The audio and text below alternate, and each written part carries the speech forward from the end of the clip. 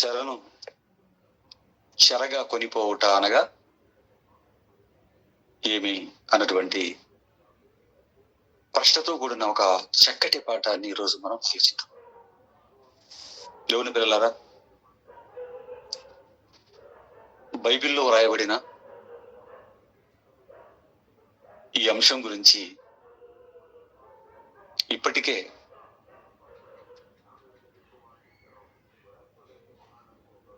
ప్రపంచవ్యాప్తంగా చాలా కాలంగా విభిన్నమైన అభిప్రాయాలు ఉన్నాయి.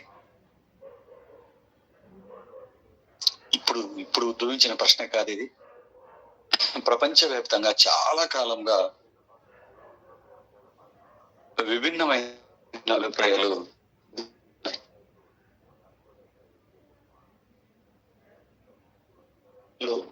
కూడా ప్రాచుర్యంలో ఉన్నాయి.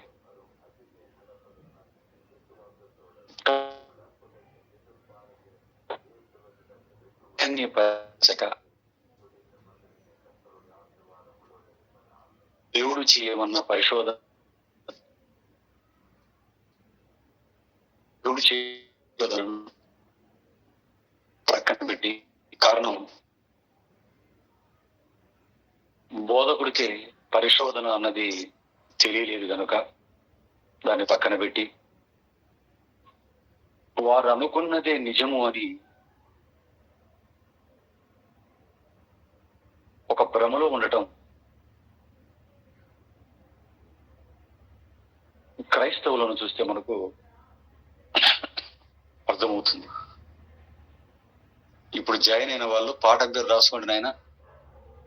చెరను చెరగా కొనిపోవట అనగా నేను 7:30 మామూలుగా మనం అనుకునే వాళ్ళం క్లాసు. 7:30 నుంచి 7:40 వచ్చాం. 8కి వచ్చాం పిల్లలారా. ఇంకా అనుకున్నామంటే ఇంకా ముందుకు వెళ్ళిపోయామంటే మనం ముందుకు అయిపోతుంది మన పరిస్థితి. అందుకే ఖచ్చితంగా 8కంతా నేను ఒక్కరు జాయిన్ అయిన పాఠం చెప్తాను. సిలబస్ అయిపోయేంత వరకు నా బాధ్యత నేను నెరవేరుస్తాను పిల్లరా. ఓపికతో నా బాధ్యత నేను నెరవేరుస్తున్నప్పుడు దయచేసి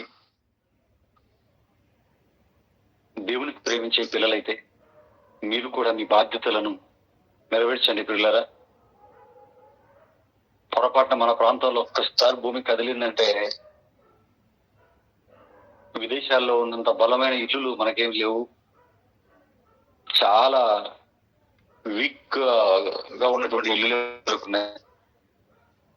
కాబట్టి ఆయుష్ నాకు ఇంకా చాలా ఉంది, వయసు ఉంది, ఆరోగ్యం ఉంది, జాబ్ ఉంది, బ్యాంకు బ్యాలెన్స్ ఉంది, పర్వాలేదు నాకు సెటిల్ అని మీరు ఒక భ్రమలోకి, అపవాది కల్పించే భ్రమలోకి వెళ్లకుండా దేవుడికి ఇవ్వాల్సిన సమయాన్ని దేవుడికి ఇవ్వండి. వీలైతే ఈ వారంలో ఒక పాఠం రెడీ చేసాను. అది కైసరుకి దేవునికి ఇవ్వటం అనగానే మనకు మంచి లెసన్ కూడా ఈ డిగ్రీలో కొత్తగా ప్రవేశపెట్టాలనుకున్నాను, చెబుతాను. కైసరికి దేవునికి ఇవ్వటం అంటే ఏంటంటే దాన్ని మంచిది రాసుకోండి. మరొక రోజు చెరను చెరగా కొనిపోవట అనగా ఏమిటి? పాఠం పేరండి. చెరను చెరగా కొనిపోవట అనగా ఏమిటి పిల్లరా?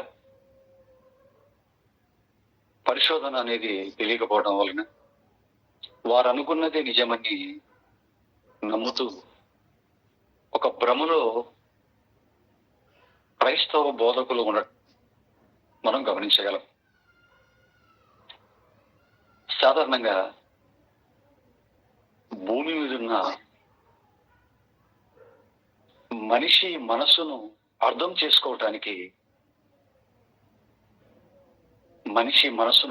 చేసుకోవటానికే కష్టపడుతూ ఉంటాం. 10 సంవత్సరాలు కాపురం చేసిన ఒక భార్య ఇది నాకు అర్థం కాదండి అనే డైలాగ్ కొట్టడం మనం చూస్తుంటాం, అనే మాటను ఉటంకించడం మనం చూస్తుంటాం. అంటే భూమి మీద ఉన్న ఒక మనిషి మనస్సును అర్థం చేసుకోవడానికే మనిషి కష్టపడుతున్నప్పుడు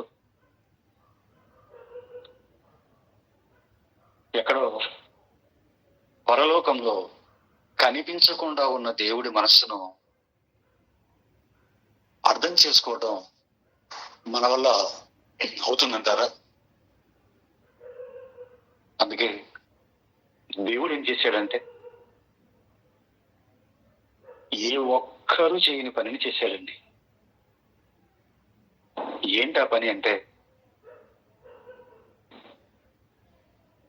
తన ఫీలింగ్స్ ఏంటో, తన మనసు ఏంటో, తన మైండ్ ఏంటో ఒక పుస్తకంగా రాసి మన చేత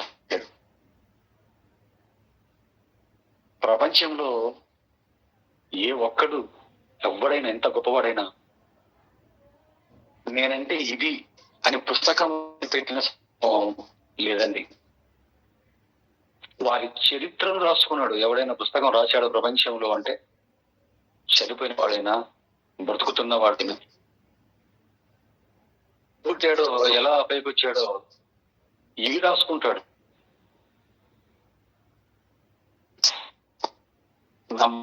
నా మనసు ఇది అని వారి గుణలక్షణాలను ఏసి కూడా బయట పెట్టడు. కానీ మందు ఉన్నటువంటి మనకన్న తండ్రి ఎక్కడ వాక్యాన్ని ఎక్కడ మనం అపార్థం చేసుకుంటాం, వాక్యాన్ని అపార్థం చేసుకొని మన బ్రతుకు దేనికోసం వాడాలో ఒక కన్ఫ్యూజన్ లో ఉండకూడదు అని తనేంటో, తన మనసు ఏంటో 66 పుస్తకాల సంకలనముగా రాసి మన చేతికిచ్చాడు. స్పష్టంగా రాసిన దేవుడు ఏం చెప్పాలనుకుంటున్నాడో కనుగొనలేకపోతున్నామంటే మనకంటే అజ్ఞానులు ఎవరుంటారో మీరు ఆలోచించండి. వ్రాయబడినటువంటి మాటలను చదువుకొని ఆయన ఏం చెబుతున్నాడో అర్థం చేసుకోలేని స్థితిలో మనం ఉన్నామంటే ఏ స్థాయికి మనం దిగజాగాము మీరు ఆలోచించండి పిల్లలు. దీనికి కారణం వాక్యం పట్ల మనిషికి పట్టుదల లేకపోవటం. పట్టుదల లేకపోతే మనకి ఏది రాదు పిల్లలు. బైబిల్ కూడా మనకు అస్సలు రాదు పట్టుదల లేకపోతే. పట్టుదల ఉండాలి పిల్లలు. ఇలా పట్టుదలతో దేవుడి మనసు ఏంటో తెలుసుకోవాలి అన్నటువంటి ఆలోచన మనకుంటే, ఈ ఆలోచన మనకుంటే అండి బైబిల్ను చక్కగా మనం అర్థం చేసుకోగలుగుతామండి. బైబిల్ను చక్కగా మనం అర్థం చేసుకోగలుగుతాం. వాక్యం ముందు పట్టుదలతో కూర్చోగలిగితే చక్కగా మనకు వాక్యం అర్థమవుతుందండి. లేకుంటే మనకు వాక్యం అర్థం కాదు పిల్లల పట్టుదల లేకుంటే. అందుకే చెరను చెరగా కొనిపోవుట అనగా ఏమి అన్న అంశాన్ని మేము ముందుకు తీసుకురావటం జరిగింది. ఈరోజు క్రైస్తవ్యం ఎక్కడ అపార్థం చేసుకుందో ఇవన్నీ మరొకరికి ఈజీగా మీరు చెప్పగలిగేలా లేదా మనం చెప్పగలిగేలా ఈ పాఠాన్ని ఆలోచిద్దాం. ఒక మంచి ఆలోచన చేద్దాం. దేవుని పిల్లలారా, సాధారణంగా మనకు రోగం వచ్చి డాక్టర్ దగ్గరికి వెళితే డాక్టర్ మనల్ని పరిశీలించి ప్రాముఖ్యంగా 2 విషయాలు చెప్తాడు. మనల్ని పరిశీలించిన డాక్టర్, చెకప్ చేసిన డాక్టర్ ప్రాముఖ్య 2 విషయాలు చెప్తాడు. ఒకటి, చిన్న రోగం తగ్గటానికి మందులు రాస్తాడు. 2, ఆ రోగం ఎందుకు వచ్చిందో చెప్తాడు. ఆలోచించండి. ఒకటి, వచ్చిన రోగానికి తగ్గించడానికి మందులు రాస్తాడు. 2, ఆ రోగం ఎందుకు వచ్చిందో చెబుతాడు. రోగం ఎందుకు వచ్చిందో చెప్పలేదు అనుకోండి, మనకు తెలియకపోయినా మరలా అదే రోగం బారిన పడే అవకాశం ఉంది. అందుకేనండి ఒక డాక్టరు వచ్చిన రోగాన్ని తగ్గించడానికి మందులు ఇచ్చి ఆ రోగం ఎందుకు వచ్చిందో చెబితే పేషెంట్ లాభపడతాడు. కానీ డాక్టర్లు ఏం చేస్తారంటే వచ్చిన రోగం తగ్గడానికి మందులు రాస్తారే తప్ప ఆ రోగం ఎందుకు వచ్చిందో చెప్పటానికి చాలా మంది డాక్టర్లు ఇష్టపడరండి. ఎందుకు ఇష్టపడరు అంటే మరలా మనం వారి దగ్గరికి వెళ్ళము గనుక. ఎందుకు వచ్చిందో తెలుసుకుంటే అది రాకుండా జాగ్రత్త పడతాం గనుక, ఆయన దగ్గరికి మనం వెళ్ళం గనుక, ఆయన ఆదాయం పడిపోతుంది గనుక మాటల్లో పెట్టి వచ్చిన రోగాన్ని తగ్గించడానికి మందులు రాస్తాయి తప్ప అది ఎందుకు వచ్చిందో చాలా మంది డాక్టర్లు చెప్పరండి. ఈ రెండు చెబితే చాలా బాగుంటుందండి. ఇక మనము కూడా వాక్యం దగ్గరికి వచ్చి ఆలోచించగలుగుతానండి. బోధ విషయంలో కూడా అండి, బోధ విషయంలో రెండు విషయాలు మనకు తెలియాలండి.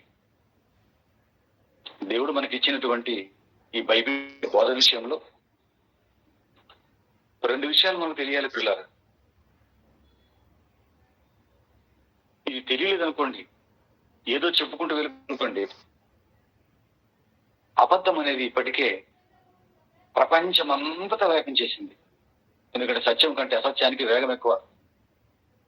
ఇప్పటికే ప్రపంచమంతా అబద్ధం వ్యాపించేసింది పిల్ల. అబద్ధమంతా ఇప్పుడు ప్రపంచమంతా వ్యాపించింది కనుక మనం చేయవలసిన రెండు విషయాలు ఏంటంటే, ఒకటి, ప్రజలు నమ్ముతున్నది తప్పైతే అది ఎలా తప్పో చెప్పాలి. నంబర్ 1, డాక్టర్ దగ్గరికి పేషెంట్ వెళ్తే ఎలాగైతే రెండు విషయాలు చెప్పాలో, మనం కూడా ప్రజలు నిజం లేదా సత్యం అని నమ్ముతున్నది అబద్ధమైతే అది ఎలా అబద్ధమో చెప్పాలి. ప్రజలు నమ్ముతున్నది అబద్ధం అయితే అది ఎలా అబద్ధమో చెప్పాలి. రెండు, నిజము ఏంటో కూడా వారికి తెలియచేయాలి. ఒకటి నమ్ముతున్నది ఎలా అబద్ధమో మనం తెలియచేయాలి. రెండవది, నిజాన్ని అది ఎలా నిజమో కూడా తెలియచేయాలి.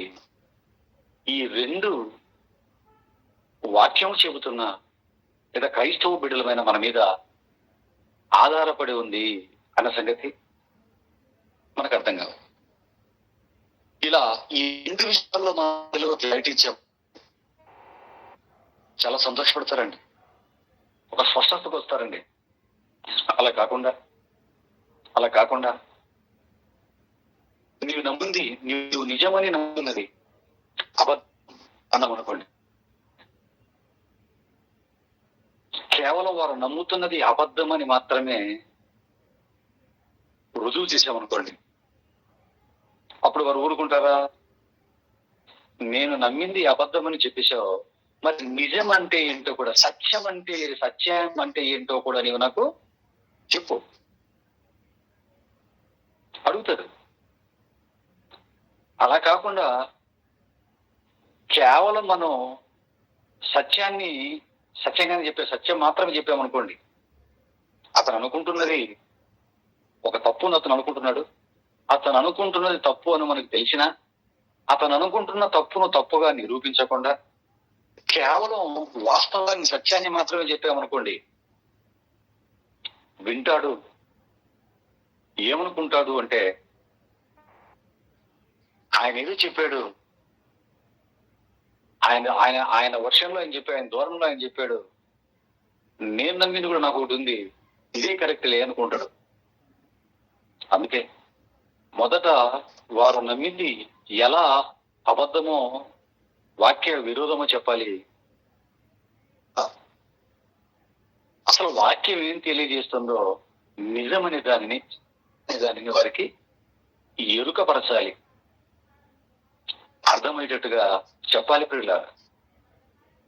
అప్పుడు అప్పుడు ప్రజలకు డాక్టర్ వచ్చిన రోగాన్ని, ఆ రోగం ఎందుకు వచ్చిందో చెప్పడం వలన ఎలాగైతే ప్రజలకు లాభం చేకూరుతుందో, మనం కూడా ప్రజలకి ఈ రెండు విషయాలను, వారు నమ్ముతున్నది అబద్ధమైతే ఎలా అబద్ధమో తెలియజేసి, సత్యం అనేది మనకు తెలిసినప్పుడు సత్యం ఎలా సత్యమో కూడా వారికి తెలియచేయాలి. అలాంటి సందర్భమే ఇదిగో చెరగా కొనిపోవట అనగా ఏమి అన్నటువంటి మన ముందున్నటువంటి ఈ సందర్భం ఆలోచించిన దేవుని పిల్లరా, ఇంతకు ఈ విషయంపై క్రైస్తవ సమాజం ఏమనుకుంటుంది? దీని గురించి కొన్ని వందల సంవత్సరాలుగా క్రైస్తవ సమాజానికి ఒక ఆలోచన ఉంది. ఇంతకు ఏంట ఆలోచన ఉంటుంది క్రైస్తవ సమాజం అన్నది మనం చూడగలిగితే, అంతకంటే ముందుగా అసలు మనం పాఠంగా పెట్టుకున్నటువంటి ఈ చెరగా కొనిపోవట అనగానేమి అనే ఈ మాట బైబిల్లో ఎక్కడుందో ఒక్కసారి మనం అపోస్తలుడైన పౌలు ఎఫెసీయులకు రాసిన పత్రిక 4వ అధ్యాయం, పౌలు ఎఫెసీయులకు రాసిన పత్రిక 4వ అధ్యాయం 8వ వచనాన్ని చూడండి. ఎఫెసీ పత్రిక 4:8 అందుచేత 4:8 అండి, అలర్ట్గా ఉండండి. అందుచేత ఆయన అయినప్పుడు చెరగా పట్టుకుని పోయి మనుషులకు ఈవులను అనుగ్రహించనని చెప్పబడి ఉన్నది అన్నది. ఏమండి అంటే రోజు ఆలోచిస్తున్న పాట ఎఫెసీ పత్రికలో రాయబడి ఉంది. పత్రికను ఎవరు రాశారంటే పౌలు గారు. ఎవరికి రాశాడంటే ఎఫెసీయులకి, ఎఫెసీలో ఉన్నటువంటి క్రైస్తవులకి. ఇంతకు ఎఫెసీలో ఉన్నటువంటి క్రైస్తవులు ఎవరు అని మనం ఆలోచిస్తే, అన్యజనులలో నుంచి క్రీస్తును నమ్మి క్రైస్తవులైన వారు వీరు.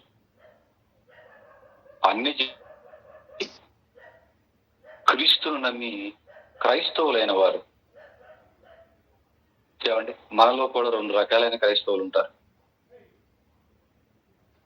2 రకాలైన క్రైస్తవులుగా మారి వచ్చిన వారు ఉంటారు. 2 రకాల్లో నుంచి. ఒకటి, క్రైస్తవ తల్లిదండ్రులకు పుట్టి చిన్నప్పటి నుంచి చర్చిలకు వెళ్ళడం తెలుసు, బైబిల్ ఇంట్లో ఉంటుంది, బాప్తిజం గురించి తెలిసి చూసే ఉంటాడు, ఎన్నో సభలకు వెళ్తూ ఉంటాడు, అన్ని తెలుసు. కానీ వాడికి దేవుడి మీద విశ్వాసం ఉండదు, మారి ఉండడు. క్రైస్తవ కుటుంబాల్లో పుట్టి తర్వాత మారిన వారు ఒకటైపు బైబిల్ అంటే ఏంటో తెలియదు, దేవుడు అంటే ఏంటో తెలియదు, వారి జీవితంలో ఇప్పుడు చర్చికి వెళ్ళింటారు, ఏదో మీటింగ్లకు ఎక్కడికో వచ్చింటారు, వింటారు. అన్య జనులలో నుంచి, అంటే దేవుడు అంటే ఏదో, బైబిల్ అంటే ఏదో తెలియకుండా యేసుక్రీస్తు వారిని నమ్ముకొని బాప్తిస్మము పొంది క్రైస్తవులైన వారు కొందరు. క్రైస్తవ కుటుంబంలో పుట్టి క్రైస్తవులైన వారు ఒక వర్గం, అన్య జనులలో పుట్టి క్రైస్తవులైన వారు ఒక వర్గం. ఈ 2 క్రైస్తవులయ్యారు. వీరిద్దరికి తేడా ఉంటుందని మీరు ఆలోచించండి. వీడు క్రిస్టియన్స్ తల్లిదండ్రులకు పుట్టాడు కాబట్టి వీడి బైబిల్ మీద అవగాహన ఉంటుంది, బైబిల్ చాలా సార్లు చిన్నప్పుడు చదువుకుని ఉంటాడు, చర్చిలో విని ఉంటాడు, మీటింగ్లు అంటే ఏంటో, కార్యక్రమాల్లో ఉంటే ద్రాక్షాసం తెలుసు. కానీ అన్నంలో నుంచి క్రైస్తవులైన వాడు, అన్నంలో నుంచి క్రైస్తవులైన వాడు ప్రభు బల్ల అన్నం అనుకోండి, వాడికి ఏం తెలుసు? ప్రభు బల్ల అంటే ఏమనుకుంటాడు? ఓహో, ప్రభు అంటే యేసుక్రీస్తు ఒక బల్లను వాడేమో, ఆయనకంటే ఒక బల్ల ఉందేమో, ఆ బల్ల గురించి మాట్లాడుతున్నాడేమో అర్థం కాదు పిల్లలు. ఎవరికి మనం చెబితే అని వారికి అర్థమవుతుంది.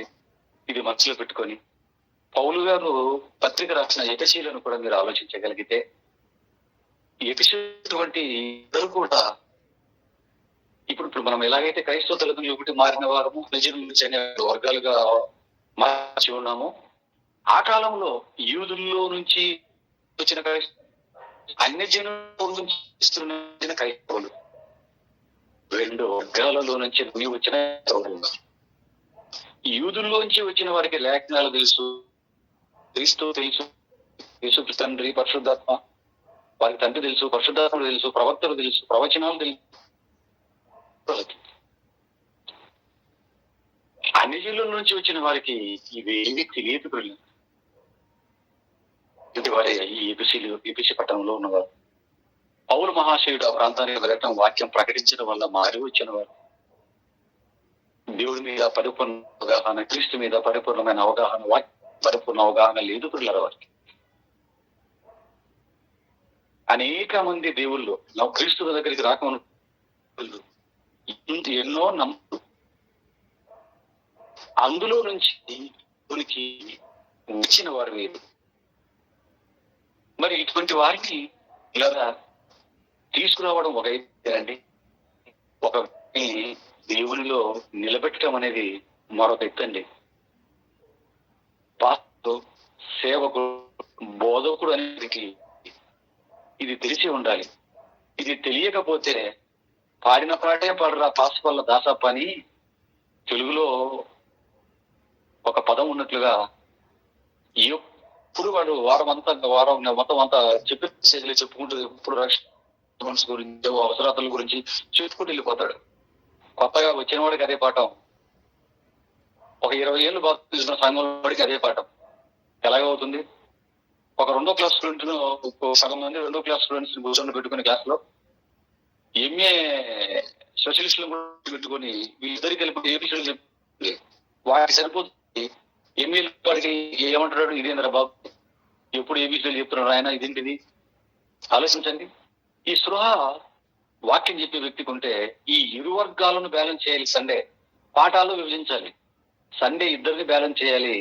పాఠాలలో ప్రాథమికంగా వచ్చిన వాడిని ప్రాథమిక పాఠాలలో కూర్చోబెట్టాలి. పరిపూర్ణుడుగా 20-30 సంవత్సరాలుగా ఉన్నటువంటి వ్యక్తిని ఆ సంబంధించిన పాఠాలు, అసలు 20-30 సంవత్సరాలుగా ఎవరు కూడా సాధారణ విశ్వాసగా పొరపాటు కూడా ఉండరు. సరైన మందు పడితే, సరైన వాక్యం పడితే బాప్తీసము తీసుకుని ఒక 5 ఏళ్ళు 6 ఏళ్లలో పబ్లిక్ స్పీకర్లు అవుతారు. మీకు తెలుసో లేదో తెలియదులేండి, తెలిస్తే ఇలా ఉండరు కదా, చెప్పే స్థితిలో ఉండి ఉంటారు. ఆలోచించే చూసుకుని 18, 20 ఏళ్ళు 25 ఏళ్ళు ఏంటి అంటుంటాడు. బీబీ తెచ్చి పాటలు కూడా తెలియవు. కారణం ఏంటి? దుబ్బడిలో పెడుతున్నాడు వీడు. దుబ్బడి, కలబడి, కుక్కలబడి, చింపిరబడి, చిన్నప్పుడు అనుకుంటే నువ్వు వేసుకుంటారు అంటే మేము ఆ కుక్కలబడి, నక్కలబడి, దుంపలబడి అంటే సరిగ్గా ఉండదు అనమాట. ఏమి సరిగ్గా ఉండవని. దుంపల వల్ల జాయిన్ అవుతే వాడు పాస్ అవుతాడా? పోస్ట్ కొట్టగలుగుతాడా? కాంపిటీషన్ లో నిలబడగలుగుతాడా? ఆ సత్తా వాడికి ఉంటుందా? ఆలోచించిన దేవుని పిల్లరా, అది మనకు అర్థమైంది తప్ప. అది అర్థమైపోయి మంచి స్కూల్స్ వెతుకుతున్నాం, మన పిల్లల్ని వేసుకొని వాళ్ళ భవిష్యత్తును ఆలోచించి బంగారు బాట వేయాలి అనుకుంటున్నాం. కష్టార్జితాలైనా ఖర్చు పెడుతున్నాం పిల్లలు, మన కష్టార్జితాలు. వాక్య విషయంలోకి వచ్చేసరికి మంచి వాక్యం ఎక్కడ ఉంది, మంచి వాక్యోపదేశకుడు ఎక్కడ ఉన్నాడు అన్నటువంటి ఆ రీసెర్చ్ మనకుంటుందా? ఆలోచించండి. అందుకే 20 ఏళ్ళైనా 30 ఏళ్ళైనా క్రైస్తవుడుగానే ఉంటూ, క్రైస్తవుడుగానే అంటే ఏమి తెలియనిగానే సంఘంలోకి వచ్చి ఏమి తెలియకుండా బ్రతికి, ఏమి తెలియకుండా చచ్చిపోవటం. మన పూర్వీకులందరికీ ఇదే పరిస్థితి సంభవించిన దుస్థితి. మనం కూడా అలాగే ఉందామంటారా? కాబట్టి ఎపిసిలో ఉన్న వారికి ఏమంటే ఒక వ్యక్తిని దేవుళ్ళకి తీసుకురావడం ఒక ఎత్తు అయితే, అతన్ని నిల్చోబెట్టడం అనేది అది మరొక ప్రాసెస్, చాలా కష్టంతో కూడిన ప్రాసెస్. ఎందుకంటే వచ్చిన వీడి సంఘంలో 10 ఏళ్ళు అవగానే తిరగబడతాడు, పదవి కావాలంటాడు, ఎన్నెన్నో ఎలగేషన్స్ చేస్తాడు, గుంపును కూడగడతాడు. మామూలుగా ఉండడు కదా. ఆ చెడ్డ కోతి వనమల్ల చర్చను అన్నట్లుగా తీసుకురావడం ఒక ఎత్తు, నిల్చోబెట్టడం ఒక ఎత్తు. పౌలు గారు తీసుకొచ్చాడు ఎపిసిల్ని పిల్లగా నిలబెడుతున్నాడండి.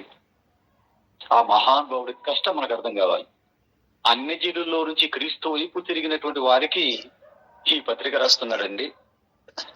అనేకమైన దేవుళ్ళు, అనేకమైన నమ్మకాలలో నుంచి వచ్చిన వారిని నిలబెట్టడం ఎంత కష్టమో మీరు ఆలోచించండి.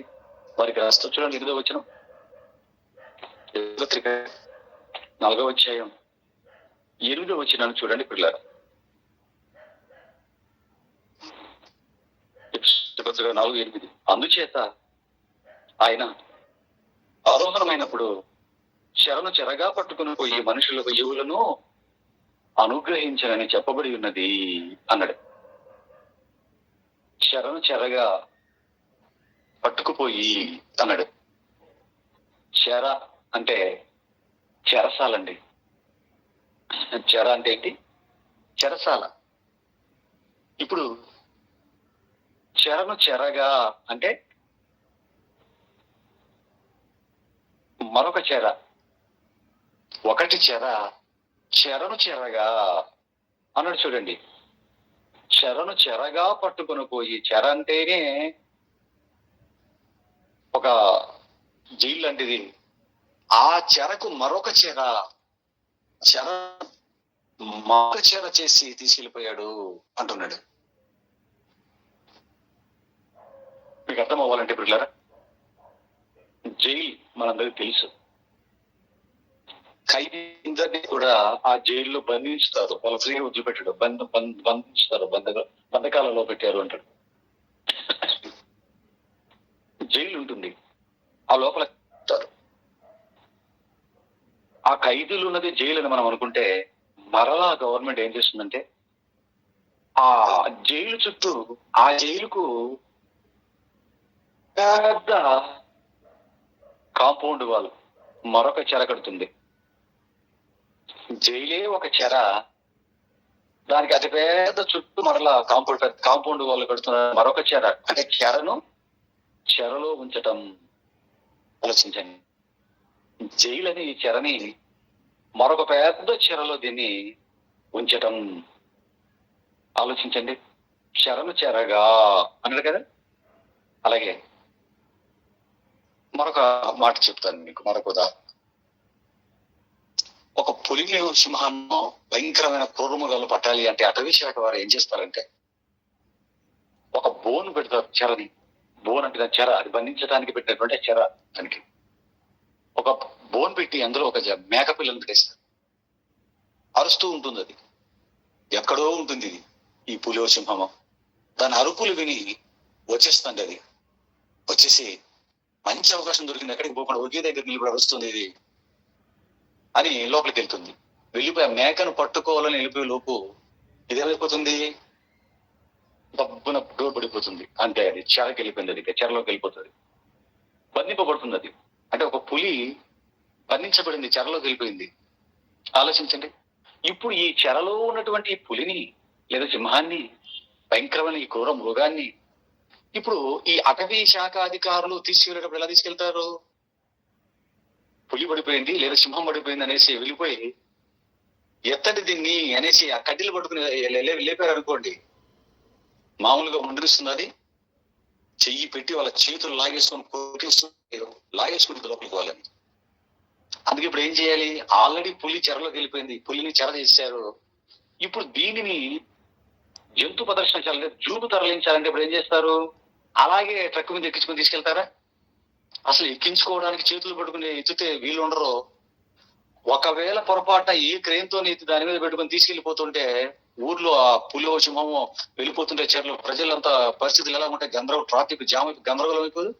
అందుకే వీరు ఏం చేస్తారంటే, ఈ పరిస్థితి వారికి ప్రమాదం లేకుండా, ప్రజలకు ఇబ్బంది కలగకుండా, చెరలో ఉన్నటువంటి పులిని దీన్ని తీసుకెత్తి మరో చెరలో పెడతారు. దాన్నే కంటైనర్ అంటాడు.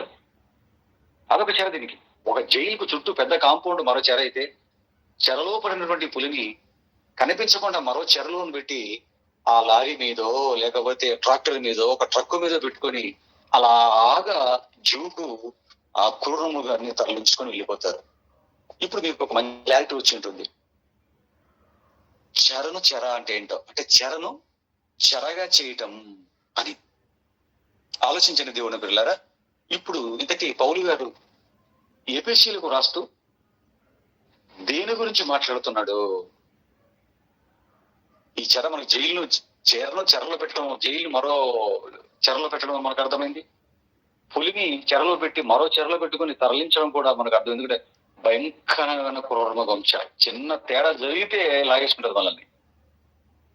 భయంకరమైన ప్రమాదకరమైనటువంటి ఆ క్రూరమృగాన్ని ఒక చెరలో జాగ్రత్తగా తెలివితో బంధించి మరలా మరొక చెరలో పెట్టి జాగ్రత్తగా జూకు తరలిస్తారు. ఇప్పుడు ఈ సంగతిని ఇంతకీ పౌలు గారు ఎఫెసీయులకు రాస్తూ దేని గురించి మాట్లాడుతున్నాడు? చెరను చెరగా కొనిపోయి అని చెప్తున్నాడు కదా, దేని గురించి మాట్లాడుతున్నాడు? అసలు బంధించేదేది? అసలు బంధించేదేది? దాన్ని బంధించేదేది? ఇది మనకు తెలియాలి. అసలు బంధించేదేది? దేని చేత బంధించాడు? యేసుక్రీస్తు యేసుక్రీస్తు తీసుకొని వెళ్ళింది ఏంటి? ఇవన్నీ మనకు తెలియాలి. మరొకసారి మీరు ఆ ఎఫెసీ పత్రిక 4వ అధ్యాయం 8వ వచనాన్ని ఇప్పుడు చెప్పినటువంటి మాటలను మనసులో పెట్టుకొని చదవండి. అందుచేత ఆయన ఆరోహమైనప్పుడు చెరను చెరగా పట్టుకొని పోయి మనుషులకు ఈవులను అనుగ్రహించినని వ్రాయబడి ఉన్నది అన్నాడు. చూడండి, అంటే బంధించేదాన్ని యేసుక్రీస్తు బంధించి తీసుకొని వెళ్ళాడు, ఆయన ఆరోహణమైనప్పుడు అని వ్రాయబడిందండి. వ్రాసిన దాన్ని వ్రాసినట్టుగా చదవండి. మనసులో ఏదో పెట్టుకుని చదివామనుకోండి, అస్సలు అర్థం కాదు వాక్యం. ఆలోచించండి పిల్లారా. బంధించేదాన్ని యేసుక్రీస్తు బంధించి తీసుకుని వెళ్ళాడు, ఎప్పుడు? ఆయన ఆరోహణమైనప్పుడు అని చెప్తున్నాడండి. ఏమండి, దీని గురించి సరైన అవగాహన లేకపోవటం వల్ల ఈరోజు మనిషి సత్య దూరం అయిపోయాడండి. అంటే వాక్యానికి దూరం అయిపోయాడు పిల్లలు. దీని గురించి బైబిల్లో ఈ మాటను చదివినటువంటి బోధకులుగా ఎవరైతే ప్రపంచవ్యాప్తంగా ఉన్నారో, తెలుగు టు ఇంటర్నేషనల్ లెవెల్లో, ఈ సందర్భాన్ని బైబిల్లో చదివండి. దేనికి లింక్ పెట్టి చెప్పారంటే ఈరోజు మరి ఈ మాటకి ఇంతవరకు క్రైస్తవులు సమాజంలో బోధకులుగా ఉండి చెప్పిన వారు, క్రైస్తవ సమాజం అంతా నమ్ముతున్నది, బోధకులు చెప్పింది, ఇంతకు ఏం చెప్పారు దీని గురించి అని మనం జాగ్రత్తగా ఆలోచిస్తే ఏం చెప్పారు ఇంతవరకు? ఏంటి ఇప్పుడు ట్రెండ్ లో ఏంటి క్రైస్తవుల మధ్య వ్యాపించింది? చెరను చెరగా కొనుక్కోవటం అనగా బోధకులు దీనికి చెప్పినటువంటి అర్థం ఏంటి అని మనం జాగ్రత్తగా ఆలోచిస్తే, ఎందుకంటే మొదటి అనుకున్నాం కదా, తప్పును ఎలా తప్పో తెలియచేయాలి, తర్వాత ఒప్పు ఏంటో తెలియచేయాలి. ఏమనుకున్నారు అంటే ఏమండి, యేసుక్రీస్తు ప్రభువుల వారు అండి, మరి ఆయన మరణించిన తర్వాత ఆత్మగా పాతాళానికి వెళ్ళి పాతాళంలో అప్పటి వరకు ఉన్నవారిని తీసుకొని వచ్చి, అంటే వారికి వాక్యం చెప్పి వారిని తీసుకొని వచ్చి తిరిగి లేచిన తర్వాత ఆరోహణం దేవి లేచిన తర్వాత అప్పుడు వీరిని తీసుకొని పరలోకానికి తీసుకెళ్ళిపోయి పరలోకంలో పెట్టించాడు అని చెప్తున్నారు. అశోక్ గారు లైవ్ లో ఉన్నారా? హైదరాబాద్ నుంచి జాయిన్ అయిన అశోక్ గారు లైవ్ లో ఉన్నారా? ఎందుకంటే ఉన్నాను సార్, ఉన్నాను. ఓకే, వినండి, బాగా వినండి. ఇష్టమైన పాఠాన్ని చాలా ఈజీగా అర్థమవుతుందని చెప్తున్నాను, జాగ్రత్తగా వినండి పిల్లలు. యేసుక్రీస్తు మరణించినప్పుడు పాతాళ లోకానికి వెళ్ళి పాతాళం అనే చెరలో ఉన్న వారిని, అంటే చెర అంటే పాతాళంగా, అందులోకి వెళ్ళి ఆయన ఆత్మరూపిగా వెళ్ళి అక్కడ ఉన్నటువంటి ఆత్మలను తీసుకొని ఆయన ఆరోహణం అయిపోయి పరలోకానికి వెళ్ళేటప్పుడు వారిని తీసుకెళ్ళిపోయి అక్కడ పరలోకంలో పెట్టాడు అని చాలా మంది చెప్పారు. మరికొందరు ఇంకొక అడుగు ముందుకు వేసి వీళ్ళు తీసుకెళ్ళిపోయి 3వ ఆకాశం అనగా ఆ పైన ఈ ఆకాశంలో పరలోకానికి భూలోకానికి మధ్య పెద్ద ఆకాశంలో దగ్గర ఒక ప్రత్యేకమైన ప్లేస్ లో మధ్యలో ఉంచి ఆయన మాత్రం పరలోకానికి వెళ్ళిపోయారు అని కొద్దిమంది ఎక్కువ మంది నమ్ముతున్నది ఏంటంటే, మరణించినప్పుడు పాతాళంలోకి వెళ్ళిపోయి పాతాళం అనే చెరలో ఉన్న వారిని తీసుకొని ఆరోహణమైనప్పుడు పరలోకానికి తీసుకెళ్ళి పరలోకంలో పెట్టాడు అని చెప్తున్నారు. దీనికి వారు చూపించిన రెఫరెన్స్ ఏంటో కూడా మనం చూద్దాం. పేతురు రాసిన మొదటి పత్రిక. ఎందుకంటే మన వారు ఏది చెప్పినా ఏదో ఒక రెఫరెన్స్ చూపించి చెప్తారు. అది మనం పేతురు రాసిన మొదటి పత్రిక 3వ అధ్యాయం 19-20 వచనాలు జాగ్రత్తగా రాసుకోండి. అపోస్తులైన పేతురు గారు రాసిన మొదటి పత్రిక 3వ అధ్యాయం 19-20 వచనాలు. పేతురు గారు రాసిన మొదటి పత్రిక 3వ అధ్యాయం 19-20 వచనాలను చదువుతున్నాం, చూడండి. దేవుని దీర్ఘశాంతము ఇంకా కనిపెట్టుచుండినప్పుడు పూర్వము నోవహు దినములలో ఓడ సిద్ధపరచబడుచుండగా అవిధేయులైన వారి యొద్దకు, అనగా జాగ్రత్త, చెరలో ఉన్న ఆత్మల యొద్దకు, అవిధేయులైన వారి యొద్దకు అనగా చెరలో ఉన్న ఆత్మల యొద్దకు ఆయన ఆత్మరూపిగానే వెళ్ళి వారికి ప్రకటించెను. కాబట్టి ఈ వాక్యాన్ని బట్టి యేసు క్రీస్తు ప్రభుల వారు చెరలో ఉన్న ఆత్మల యొద్దకు, అనగా పాతాళంలో ఉన్న ఆత్మల యొద్దకు ఆయన ఆత్మరూపిగానే వెళ్ళి వారికి ప్రకటించి, మారిన వారు ఎవరైనా అక్కడ ఉంటే వారికి, మారిన వారు ఆల్రెడీ ఉంటారు, మారిన వారు కూడా ఎవరైనా ఉంటే వారికి ప్రకటించి, వీరిని తీసుకొని వెళ్ళి ప్రకటించి మార్చి వారిని తీసుకొని ఆరోహణప్పుడు అంటే పాతాళమైన చెరలో ఉన్న వారిని తీసుకొని పరలోకానికి వెళ్ళిపోయాడు. ఎందుకంటే ఆయన శిలో మరణం పొందేటంత వరకు, రక్తము కాడ్చేటంత వరకు, అప్పటికి భూమి మీద ఉన్న రాబోయే మనకు మాత్రమే కాదు క్రీస్తు రక్తం అవసరం, అంతకు మునుపు మరణించిన వారికి కూడా, అంతకు మునుపు మరణించి, మీరు సౌండ్ వస్తుంది, అశోక్ గారు మీ ఫోన్ మీరు సైలెన్స్ లో పెట్టండి, బ్రదర్ పెట్టండి, డిస్టర్బ్ చేయకండి, టైం ఎక్కువ అయిపోతుంది, పాఠం ముగించుకోకపోతే మళ్ళీ మీకు కన్ఫ్యూజ్ అవుతారు. ఏం చెప్పుకున్నామండి? చెరలో ఉన్న ఆత్మల యొద్దకు అంటే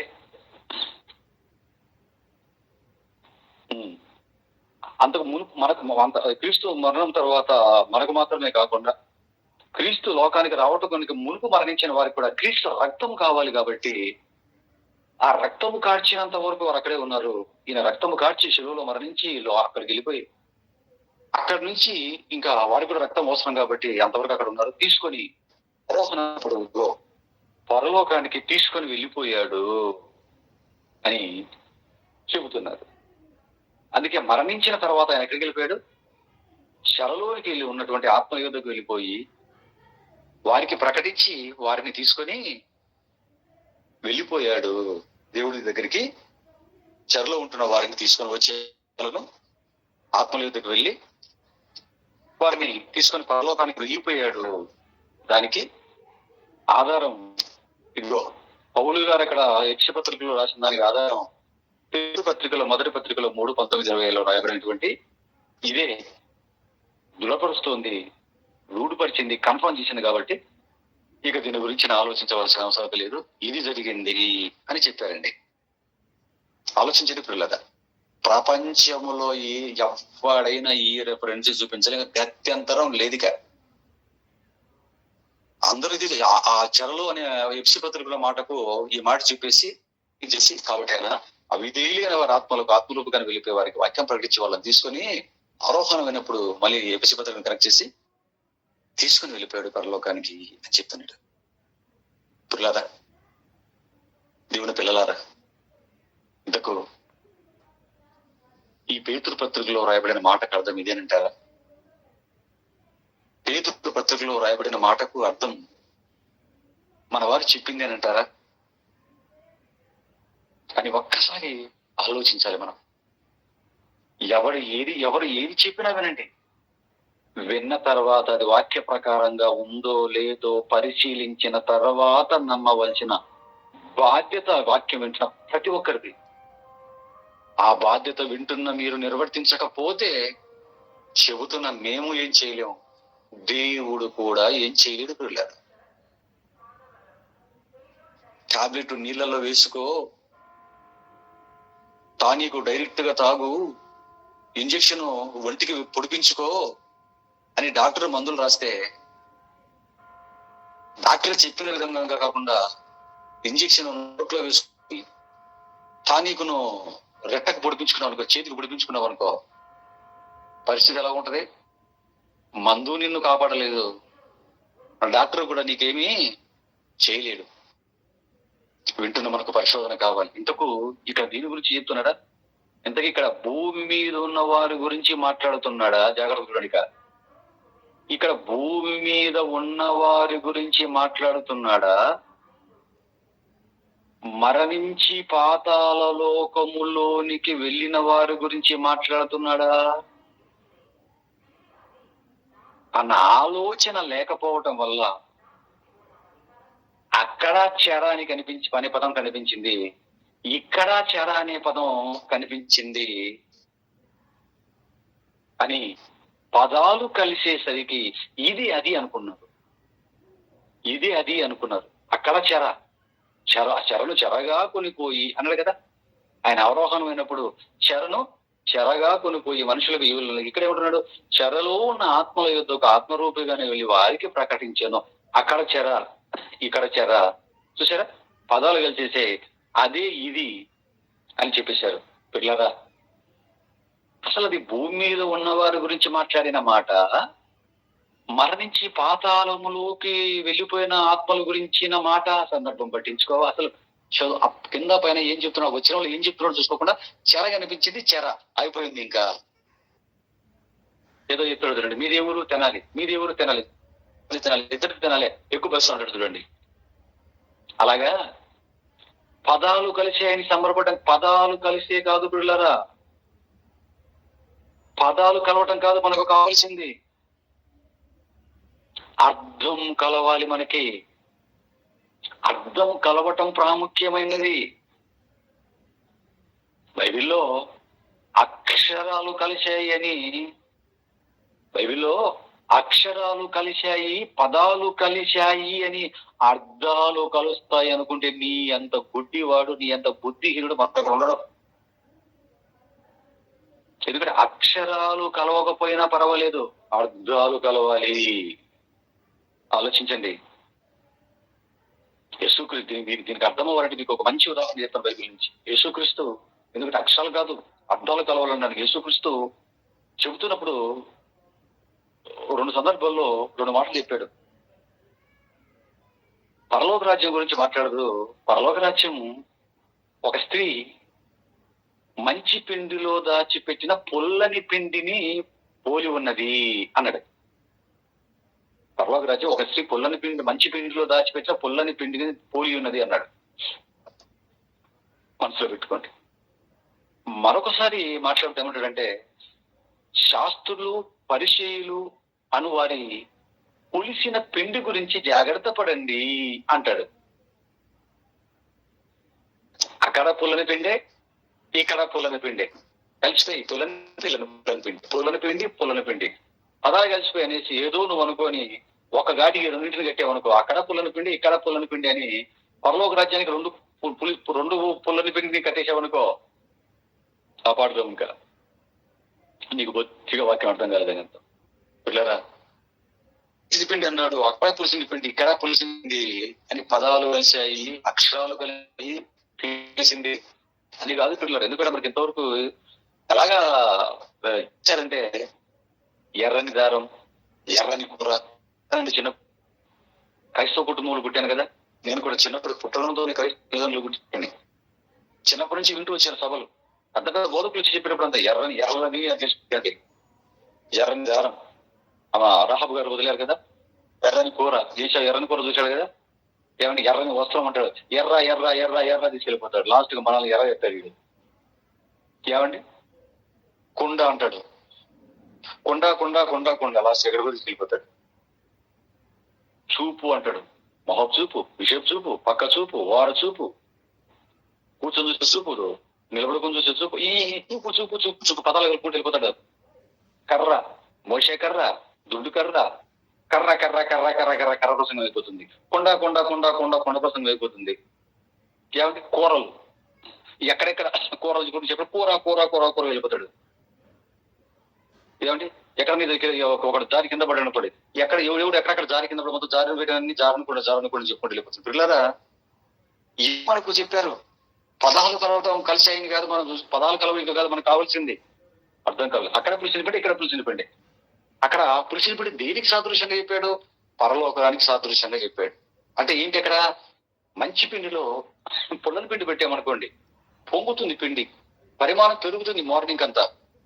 దోశ పిండిలో మంచి పిండి, ఫ్రెష్ గా దోశ పిండి తీసుకుని వచ్చి కాస్త దాంట్లో అలా కొంచెం అట్లా పులిపేసి అలా వదిలేయండి, ఉదాహరణకి ఏమవుతుంది, అది పొంగిపోతుంది అంతే.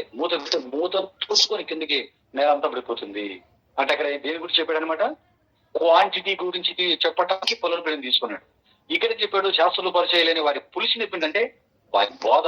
అంటే మంచి బోధ విన్న వారు కూడా బాగా అంతవరకు మంచి బోధ వింటున్నావు కొన్ని సంవత్సరాలుగా, ఈ లోపు ఆ శాస్త్రులు పరిచయం బోధ కూర్చొని విన్నావు అనుకో, ఆ నాలుగు విన్నటువంటి నీ మంచి బోధ అంతా కూడా వాడు చెప్పే బోధ వల్ల మొత్తం పాలైపోతుంది. మంచి పిండిలో కొంచెం పిండి పడినా కూడా పాలలో చిగిరిది అంటారు చూడండి. ఎన్ని పాలలో అయినా తోడంటి తెస్తే అంత తెస్తాడు, అటువంటి పాలలో అంత తోడటేసిన మొత్తం పాలకి పెరిగిపోతాయి. అలాగా మంచి బోధలో విన్నటువంటి మీకు ఆ శాస్త్రులు పరిశీలైన వారి బోధ విన్నారో, మంచి బిడ్డలుగా ఉన్న మీరు ఆచార క్రైస్తవులుగా మారిపోతారు. వారి ఆచారాలు పులిసిన పిండిగా మారిపోతారు, మీరు పాడైపోతారు. చూసారా? పిండి ఒకటే, పులిన పిండి, కానీ అక్కడ తీసుకున్న సందర్భం వేరు, ఇక్కడ తీసుకుంటున్న సందర్భం వేరు. ఒకటి క్వాంటిటీ, రెండు క్వాలిటీ. అక్కడ పెరుగుతుంది క్వాంటిటీ గురించి చెప్పాడు, పరిమాణం గురించి. ఇక్కడ క్వాలిటీ దెబ్బతీస్తుంది, నాణ్యత గురించి. అక్కడ పరిమాణం, ఇక్కడ నాణ్యత. మీకు అర్థం అవ్వాలి. అంతేగాని పదాలు కలిసి కదా ఎర్ర ఎర్ర ఎర్ర ఎర్ర అని ఇది కాదండి. బైబిల్ డిక్షనరీ రాసిన కూడా నిజంగా ఆశ్చర్యం వేస్తుందండి. బైబిల్ డిక్షనరీ రాసిన వాళ్ళు ఉన్నారు, వాళ్ళు కూడా ఏం రాశారంటే బైబిల్ డిక్షనరీలో ఆ అంటాడు, ఆతో ఏ పదాలు వచ్చే మొత్తం కొన్ని వందల పదాలు రాస్తాడు. ఆ తర్వాత ఆ అంటాడు, ఆతో ఏమేమి వస్తే మొత్తం రాస్తాడు. ఆ తర్వాత ఈ అంటాడు, ఆ తర్వాత ఈ వెళ్ళిపోతాయి. పదాలు కలిసే పదాలు, ఆ పదాలు ఏమేమి కలిసి అవన్నీ తీసుకొచ్చి వారి పాపం ఎలా కష్టపడ్డారంటే, పాపం ఫలితం లేకుండా కష్టపడ్డారండి వాళ్ళు. రాని పని కోసం భయంకరంగా కష్టపడ్డారు. ఆ పదాలు అన్ని తీసి పక్క పెట్టాలంటే రెఫరెన్స్ దగ్గర పెట్టాలి, ఎంత కష్టం. రెఫరెన్స్ బైబిల్ తయారు చేసిన వాళ్ళు కానీ, ఈ బైబిల్ డిక్షనరీ తయారు చేసిన వాళ్ళు కానీ, ఇప్పుడు మీరు ఆలోచించండి. వాళ్ళు నేర్పుతున్నాడా లేకపోతే అర్థాలు నేర్పుతున్నాడా బైబిల్ నుంచి? ఆలోచించండి పిల్లారా, ఆలోచించండి. మనకి ఏం నేర్పుతున్నాడు? మనకు కలవలసిన అక్షరాల, మనకు కలవలసిన పదాల, అర్థాల, ఏవి కలవాలి? ఆలోచించండి. ఆ అంటాడు తెలుగు, మనకు చిన్నప్పుడు మనకు అమ్మా అంటాడు. ఆ అంటే అమ్మ అనగానే మనకేంటి? ఆ అంటే అమ్మ, ఆ అమ్మ. పదమా కావాల్సింది? అమ్మ అంటే ఏంటి? తల్లి ఉంది మనకి. అర్థం అంటే అమ్మ. ఈ ఆ అంటే ఆవు. చూసా? అర్థం పిల్లరా, పదాలు కలవడం కాదు మనకు కావాల్సి, అర్థం కలవాలి. అర్థం కలవటం కావాలి మనకి. అందుకేనండి ఇలా పదాల పిచ్చి బట్టి, పదాల పిచ్చిలో వెళ్ళిపోతున్న సమాజానికి ఇదిగో తిమోతి గారికి ఒక పత్రిక రాస్తూ, పౌలు గారు తిమోతి గారికి పత్రిక రాస్తూ, నాయనా తిమోతి అని ఎటువంటి అద్భుతమైన మాట రాశాడు. ఒకసారి చూడండి. రెండో పత్రిక 2వ అధ్యాయం 7వ వచనం. రండి, టైం అయిపోతుంది నాకు. తిమోతి రాసిన 2వ పత్రిక 2వ వచనం. పౌలు తిమోతి రాసిన 2వ పత్రిక 2వ అధ్యాయం 7వ వచనంలో ఏమంటాడు చూడండి. ఏమంటున్నాడు? నా తిమోతి, నేను చెప్పు మాటలు ఆలోచించుకును, అన్ని విషయములందు ప్రభువు నీకు వివేకము అనుగ్రహించును. నేను చెప్పు మాటలు అక్షరాలు కాదు, చెప్పు మాటలు ఆలోచించు, అక్షరాలు కాదు. నేను ఏం చెబుతున్నాను నీకు అక్షరాలుగా రాస్తాను. నా మాటలని అక్షరాలలో పెట్టి పంపిస్తున్న పత్రికల్లో అక్షరాలే రాస్తా. అక్షరాలు శబ్దాలు చూసుకోకు, ఆ అక్షరాలలో నేను ఏమి చెబుతున్నానో భావం, అర్థం, దాన్ని ఆలోచించు. అప్పుడు దేవుడు నీకు అన్ని దేవుడి జ్ఞానము, దైవ జ్ఞానం నీకు వస్తుంది. ఆయన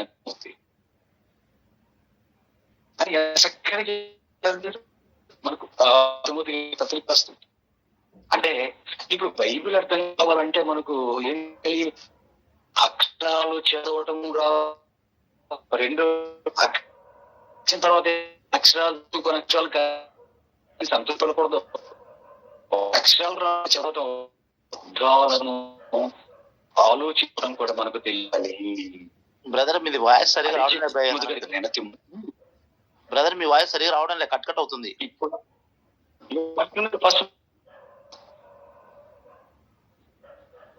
ఫస్ట్ నుంచి రాలేదండి, నాకు సమాధానం చెప్పండి. స్ట్రక్ అయిపోయింది వాయిస్. మీ వాయిస్ కట్ అవుతుంది, రావడం లేదు.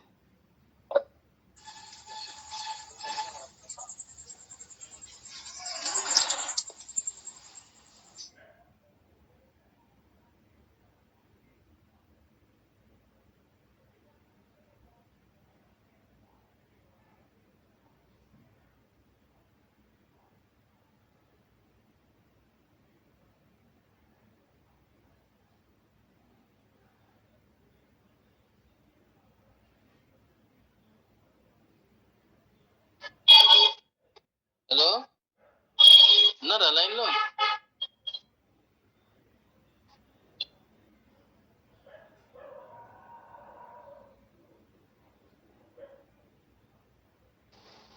ఫస్ట్ నుంచే రాలేదా, లాస్ట్ లో రాలేదా?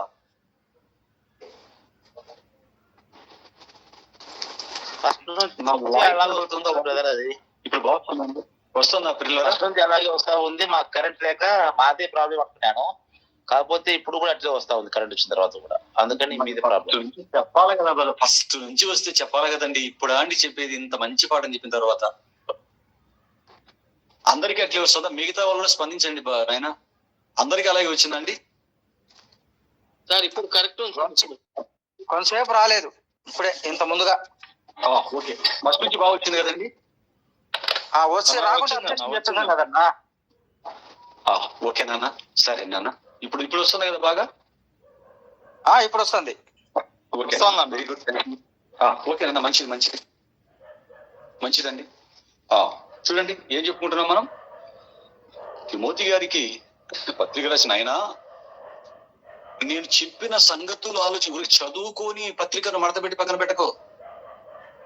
చదువుకొని అక్షరాలను చదువుకుని మాత్రం ఉంచుకో, అక్షరాలలో చెబుతున్న అర్థాన్ని ఆలోచించిన ఆయన తిమోతి అని చెప్పాడు. చూడండి పిల్లలు, కాబట్టి అక్షరాలు కలవటం కాదు పిల్లలు మనకు కావాల్సింది.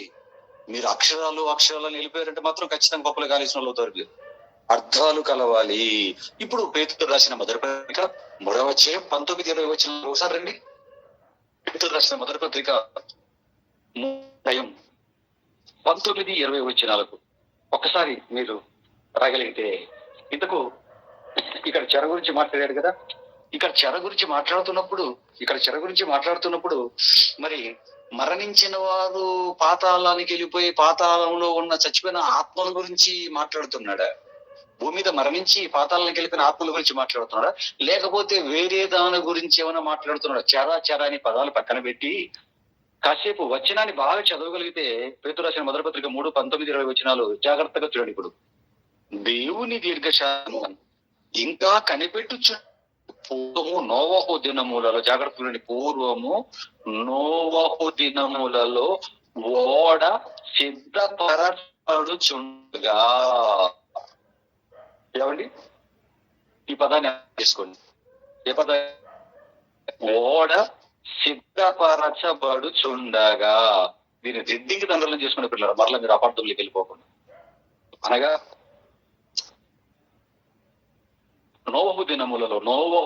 పూర్వము నోవహు దినములలో ఓడ సిద్ధపరచబడుచుండగా అవిధేయులైన వారి యొద్దకు, అనగా చెరలో ఉన్న ఆత్మల యొద్దకు ఆయన ఆత్మరూపుగాను వెళ్ళి వారికి ప్రకటించెను అన్నాడు. చూడండి దయచేసి, ఏమన్నాడు?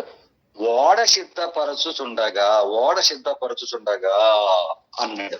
అంటే ఇది ఎప్పుడు దేనికి సంబంధించిన మాట అన్నమాట ఇది? పూర్వపు నోవహు దినములలో ఓడ సిద్ధపరచబడుచుండగా అంటే ఏ కాలానికి సంబంధించింది? ఎప్పటికి సంబంధించి? నోవహు ఓడ సిద్ధపరచుతున్నప్పుడుకు సంబంధించిన సందర్భం. ఆలోచించండి. నోవహు గారు ఓడను సిద్ధపరుచుతున్నప్పుడు సందర్భానికి సంబంధించిన సందర్భం లేదా ఇది?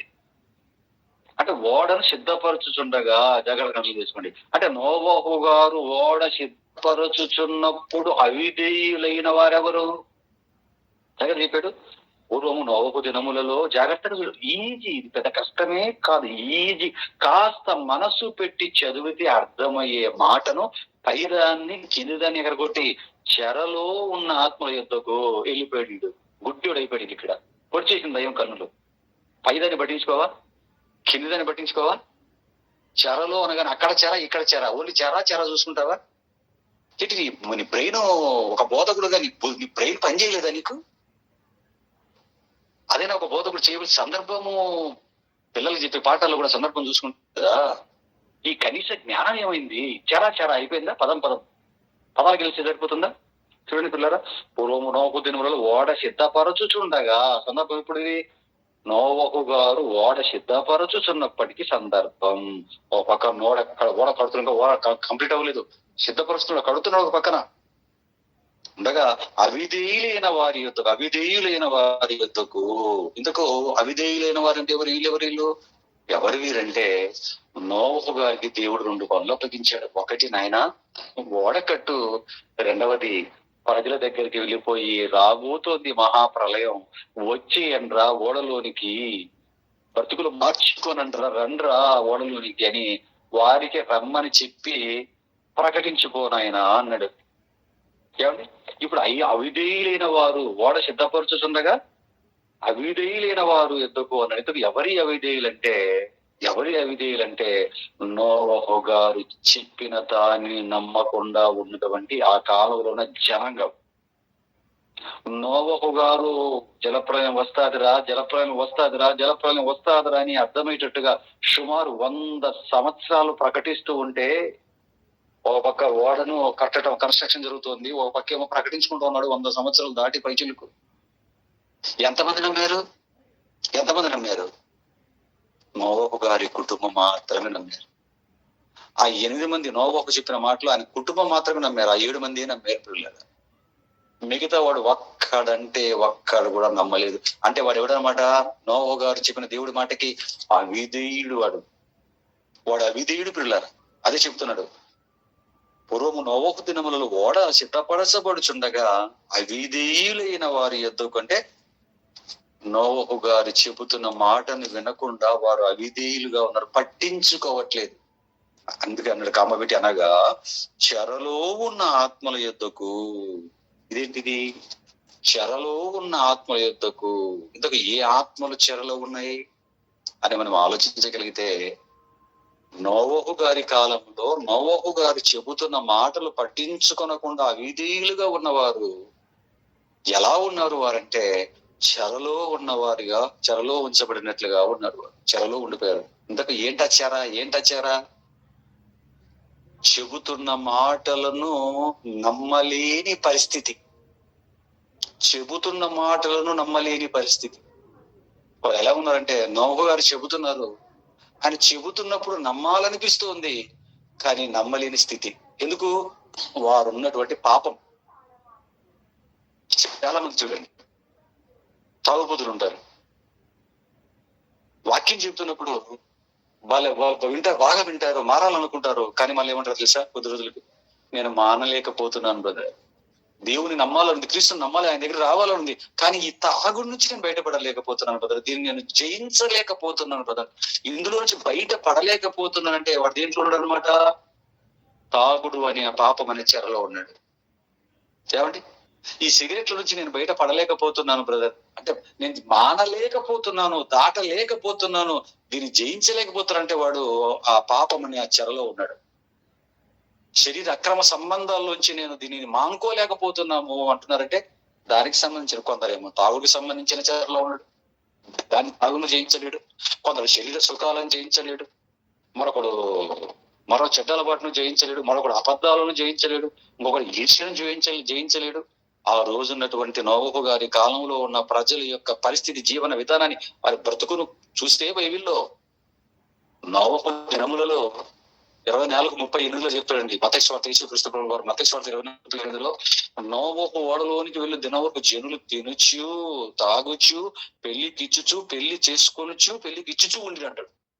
అంటే వాళ్ళు ఏం చేస్తున్నారు? తినటం, తాగటం, పెళ్లి చేసుకోవటం, పెళ్లికి ఇవ్వటం, ఒకరినైతే గొప్పలు మనసుకు నచ్చిన స్త్రీలను పెళ్లి చేసుకుంటున్నారు. ఎవడికి నచ్చిన వాడు చేసుకుంటున్నాడు పిల్లలు. స్త్రీలనా ఎంతమంది నచ్చితే అంతమంది స్తోమతున్నవాడు ఎంతమందినా చేసుకుంటున్నాడు. నచ్చిందా? డబ్బులు ఇచ్చేయడం, వాళ్ళ అమ్మ నాన్నలకు ఓలి ఏదో ఇచ్చేయడం, తీసుకొచ్చి కూడా పెట్టుకోవడం భారీగా అంతే. ఇంకా ఆలోచించారు పిల్లరా, భయంకరమైన పరిస్థితులు వాళ్ళు ఉన్నారు పిల్లలు. అటువంటి వారికి ఇదిగో నోవహు గారు వెళ్ళి చెబుతూ ఉంటే అండి, వాళ్ళు విన్నారు, వచ్చారా, చెప్పిన మాటకు లోబడ్డారా? లోబడలేదండి. ఎందుకు? వారి పాపాలలోని వారు బంధింపబడి ఉన్నారు. పాపం అనే చెరలో బంధింపబడి దాన్ని జయించుకోలేక దాంట్లోని పుట్టుమిట్టాడుతున్నారు పిల్లలు. రాలేకపోయారు. వారి గురించి చెప్తున్నాడు ఇక్కడ. అవిధేయులైన వారి యొద్ద కనుక చెరలో ఉన్న ఆత్మల యొద్దకు, పాపం అనే ఆ చెరలో బంధింపబడి దాన్ని జయించలేక, అందులోంచి బయట పడలేక, దానికి అడిక్ట్ అయిపోయి అమెరికా దేశానికి వెళ్ళి, ఒరే ఒక స్త్రీకి ఒకే పురుషుడు రా, ఒక పురుషుడికి ఒకే స్త్రీ రా, ఈ దేవుడు నియమించిన చట్టం రా, దీన్ని అతిక్రమించిన వాడిని ఏ చేస్తారా దేవుడు అని చెప్పామనుకోండి, అలా చూస్తాడు మన వైపు. వింటాడు వాడు, అలా చూస్తాడు. ఎవడు రానిది అంటాడు. ఇక్కడ కొంచెం నల్లగా ఉన్నట్టున్నాడు, బిస్కెట్ కలర్ లో ఉన్నాడు, చామన్ ఛాయలో ఉన్నాడు, ఇది ఇండియన్ ఐడు, లేకపోతే ఆసియన్ వీడు, ఆసియాలో ఇండియా, పాకిస్తాన్ లేదా బంగ్లాదేశ్, ఎత్తి అపక్కబడేయండి. నువ్వేంట్రా మాకు చెప్పేది? నీ బతుకింత మా బతుకింత, నీ స్తోమత ఎంత మా స్తోమత ఎంత అంటాడు. బైబిల్లో ఉంది రానజా, మాకు చెప్పేంత తోడివా వింటాడండి? వింటాడు చెప్పండి పిల్లరా. ఆ రోజు నోవహు కాలంలో ఉన్నటువంటి కాలంలో పరిస్థితి అదే పిల్లరా. భయంకరమైన పాపం ఉండిపోయారు వాళ్ళు అంతే. ఇంకా నోవహు గారు చెబుతుంటే వాళ్ళు ఏం చేస్తారు? దాన్ని జయించలేక అంటే చెప్పినోనైనా తృణీకరిస్తాడు, కానీ చెప్పిన మాటను ఎందుకు తృణీకరిస్తాడు? వీడున్నటువంటి స్థితి అలాంటిది, వీడున్నటువంటి పరిస్థితి అలాంటిది, అడిక్ట్ అయిపోయినాడు దానికి. దాన్ని జయించలేడు వాడు. అందుకని చెరలో, పాపం అనే చెరలో ఉన్న ఆత్మల, పాపం అనే చెరలో దాన్ని జయించలేక వారి వల్ల దానితోనే చచ్చిపోతాడు తప్ప అందులో నుంచి బయటపడలేడు. చెరలో ఉన్న ఆత్మల యుద్ధకు ఏమిటి ఆ తర్వాత ఆయన అంటే యేసుక్రీస్తు ఆత్మరూపిగానే వెళ్ళి వారికి ప్రకటించండి. ఇదేంటిది? చెరలో ఉన్న ఆత్మల యుద్ధకు ఆయన ఆత్మరూపిగానే వెళ్ళి వారికి ప్రకటించను. ఇక్కడ మళ్ళీ పప్పులు కలిసారు మనం. ఆయన ఆత్మరూపిగా వెళ్ళి వారికి ప్రకటించను అనగానే మరి ఇదేంటి అని జాగ్రత్తగా మనం బైబిల్ను చూడగలిగితే, ఎందుకంటే ఆత్మరూపిగా వెళ్ళి చెరలో ఉన్నటువంటి అవిధులైన వారికి ఆయన ఆత్మరూపుగా వెళ్ళి ప్రకటించాడటండి. యేసుక్రీస్తు మరి వెళ్ళాడా? ఆత్మరూపిగా వెళ్ళాడని బైబిల్ సెలవిస్తున్నట్టు. మరి ఎలా వెళ్ళాడని పెద్ద మళ్ళా బుర్రలు కోవాల్సిన అవసరం లేదు. నోవహు గారిని చెప్పునైనా వారికి అన్నాడు. నోవహు గారు చెబుతున్నారు అంటే ఆయన చెప్తున్న ప్రతి మాట ఏ మాట? దేవుడు చెప్పమన్న మాట. దేవుడి మాట. జలప్రలయం వస్తుంది, మొత్తం లోకాన్ని ముంచేయబోతున్నాడు, ఓడలేకి వచ్చేయండి, కన్స్ట్రక్షన్ జరుగుతుంది, మీరు కూడా వచ్చి సహాయం చేసి మనందరి కోసం ఓడ సిద్ధపరుచుకున్నాం, పంపించేసి. దేవుడు ఏది చెప్పమన్నాడు, దేవుడి మాటగా చెప్తున్నాడు. అది నోవహు గారి సొంత మాటలు కాదు అవి. దేవుడు చెప్పమన్న, ప్రకటించమన్న దేవుడి మాట. దేవుడి మాట అంటే దేవుని వాక్యం. దేవుడు అంటే ఎవరు? యేసుక్రీస్తు వాక్యమా? యోహాను సువార్త 1:14 వాక్యం అంటే ఎవరు? మళ్ళీ మీకు కొత్తగా చెప్పాల్సిన అవసరం ఏం లేదు కదా. కానీ కొందరు తెలియని వాళ్ళ గురించి చెప్తున్నారు రెఫరెన్స్. మీకు తెలిసి ఆల్రెడీ పాత వాళ్ళకి. యోహాను సువార్త 1:14 వాక్యం అంటే ఎవరు చూడండి. యోహాను సువార్త ఏమండి 1:14 ఆ వాక్యము శరీరధారి అయి, అంటే శరీరాన్ని ధరించుకుని వచ్చింది అంటున్నాడు. వాక్యం.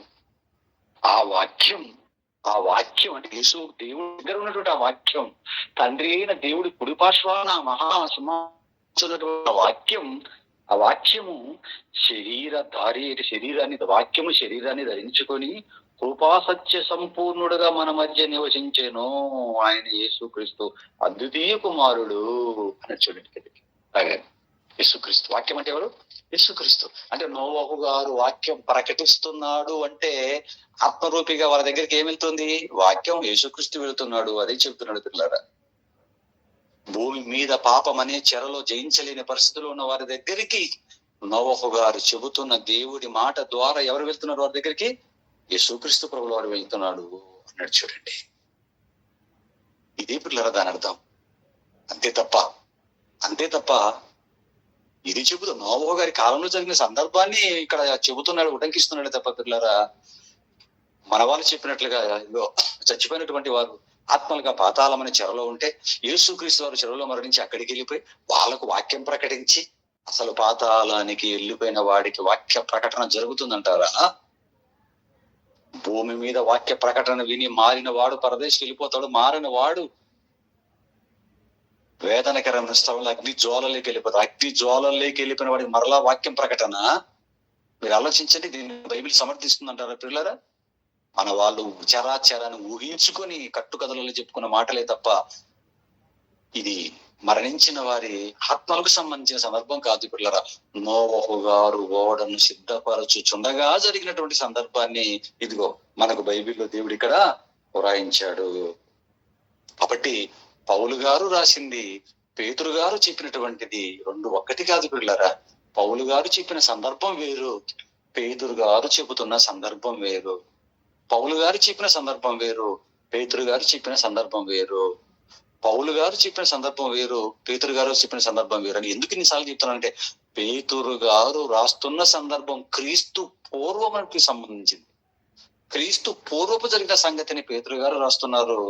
క్రీస్తు శకములో జరిగిన సంగతిని పౌలు గారు రాస్తున్నారు. ఇప్పుడు ఇంత తేడా ఉంది. ఎక్కడ నోవహు కాలం పాత నిబంధన, క్రీస్తు పూర్వం. యేసుక్రీస్తు వారు మరించి తిరిగి లేవటం కొత్త నిబంధన.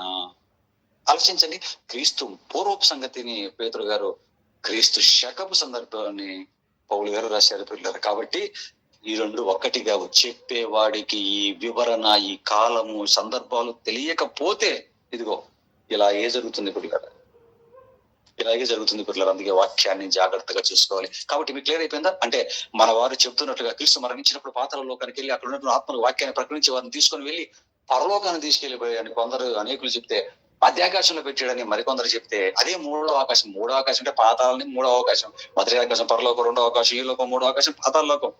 ఏ రెఫరెన్స్ ఉంది వాళ్ళు చెప్పడానికి? ఆధారం లేదు. చూసారా? కాబట్టి ఇది మన వారు చెబుతున్నట్లుగా క్రీస్తు పాతాళంలో వారిని దగ్గరికి వెళ్ళిపోయి మరణించినప్పుడు వారిని తీసుకుని ఆరోహణమైనప్పుడు పరలోకానికి తీసుకుని వెళ్ళి పరలోకంలో పెట్టాడు అన్నది శుద్ధ తప్పుడు బోధ. అది తప్పది, బైబిల్ సమర్థించదు. ఇంతవరకు క్రీస్తు తప్ప పరలోకానికి ఎవ్వరు వెళ్ళలేదు. రెండవ రాకడలో ఆయన తీసుకెళ్తాడు. నేను రెండవసారి వచ్చి, నేను మరలా వచ్చి, నేను వెలుచున్న ప్రాంతానికి తోవ మీకు తెలియదు, మార్గం మీకు తెలియదు, నేను మరలా వచ్చి నా యొద్ద ఇండుటకై మిమ్మల్ని తీసుకుని వెళ్ళిపోతాను అంటున్నాడు. మరలా వచ్చి మిమ్మల్ని తీసుకెళ్తాను అంటున్నాడు తప్ప క్రీస్తు కోసం బ్రతికిన వారిని అందరినీ కూడా 7,000 మందిలో కూడా 11 చేయం చదువుకోండి సంపూర్ణంగా వాళ్ళకి వెళ్ళలేదు. మనం లేకుండా వాళ్ళు సంపూర్ణంగా కాకుండా నిమిత్తం అంటాడు. మీరు ఆలోచించండి. కాబట్టి పరలోక ఇది మరణించిన పాతాళంలో ఆత్మలకు సంబంధించిన ఎంత మాత్రం కానే కాదు. ఓకేనా? తప్పు ఎలా తప్పు చెప్పారు తెలుసుకున్నాం. ఇప్పుడు రైట్ ఏంటి? ఇప్పుడు మరి ఆ మాటకు అర్థం ఏంటి? చెరగా కొనిపోయాడు అని పౌలు గారు రాసిన మాటకు అర్థం ఏంటి? 4:8 రాశాడు కదా అపొస్తలుడైన పౌలు గారు ఎఫెసీయులకు రాసిన పత్రికలో. మరి ఆ మాటకు అర్థం ఏంటి చూద్దాం. రైట్ ఏంటో చూద్దాం. ఇప్పుడు తప్పేంటో తెలుసుకున్నప్పుడు రైట్ ఏంటో చూద్దాం. ఎఫెసీయులకు రాసిన పత్రిక 2వ అధ్యాయం 14వ వచనం దగ్గర ఒకసారి రండి. అసలు ఎందుకు రాస్తున్నాడు ఈ సందర్భాన్ని పౌలు మహాశయుడు? ఎందుకు పౌలు మహాశయుడు రాశాడు ఈ సందర్భాన్ని? ఎఫెసీయులకు రాసిన పత్రిక 2వ అధ్యాయం 14వ వచనం దగ్గరికి రండి నాన్న. ఎఫెసీ పత్రిక 2:14. ఆయన మన సమాధానమై ఉండి మీకును మాకును ఉండిన ద్వేషమును అనగా విధిరూపకమైన ఆజ్ఞలు గల ధర్మశాస్త్రమును తన శరీరమందు కొట్టివేయుట చేత మధ్య గోడను పడగొట్టి మన ఉభయులను ఏకము చేసెను అన్నాడు. చూడండి, దేని గురించి మాట్లాడుతున్నాడు ఇక్కడ? చెర అంటే ఏంటో బైబిల్ ఇస్తున్నటువంటి వివరణ అండి ఇది. ఈ వచనంలోనికి మనం జాగ్రత్తగా వెళ్ళగలిగితే దేని గురించి రాస్తున్నాడు ఈ ఎఫెసీయులకు పౌలు గారు అని మనం ఆలోచిస్తే ధర్మశాస్త్రం గురించి రాస్తున్నాడు.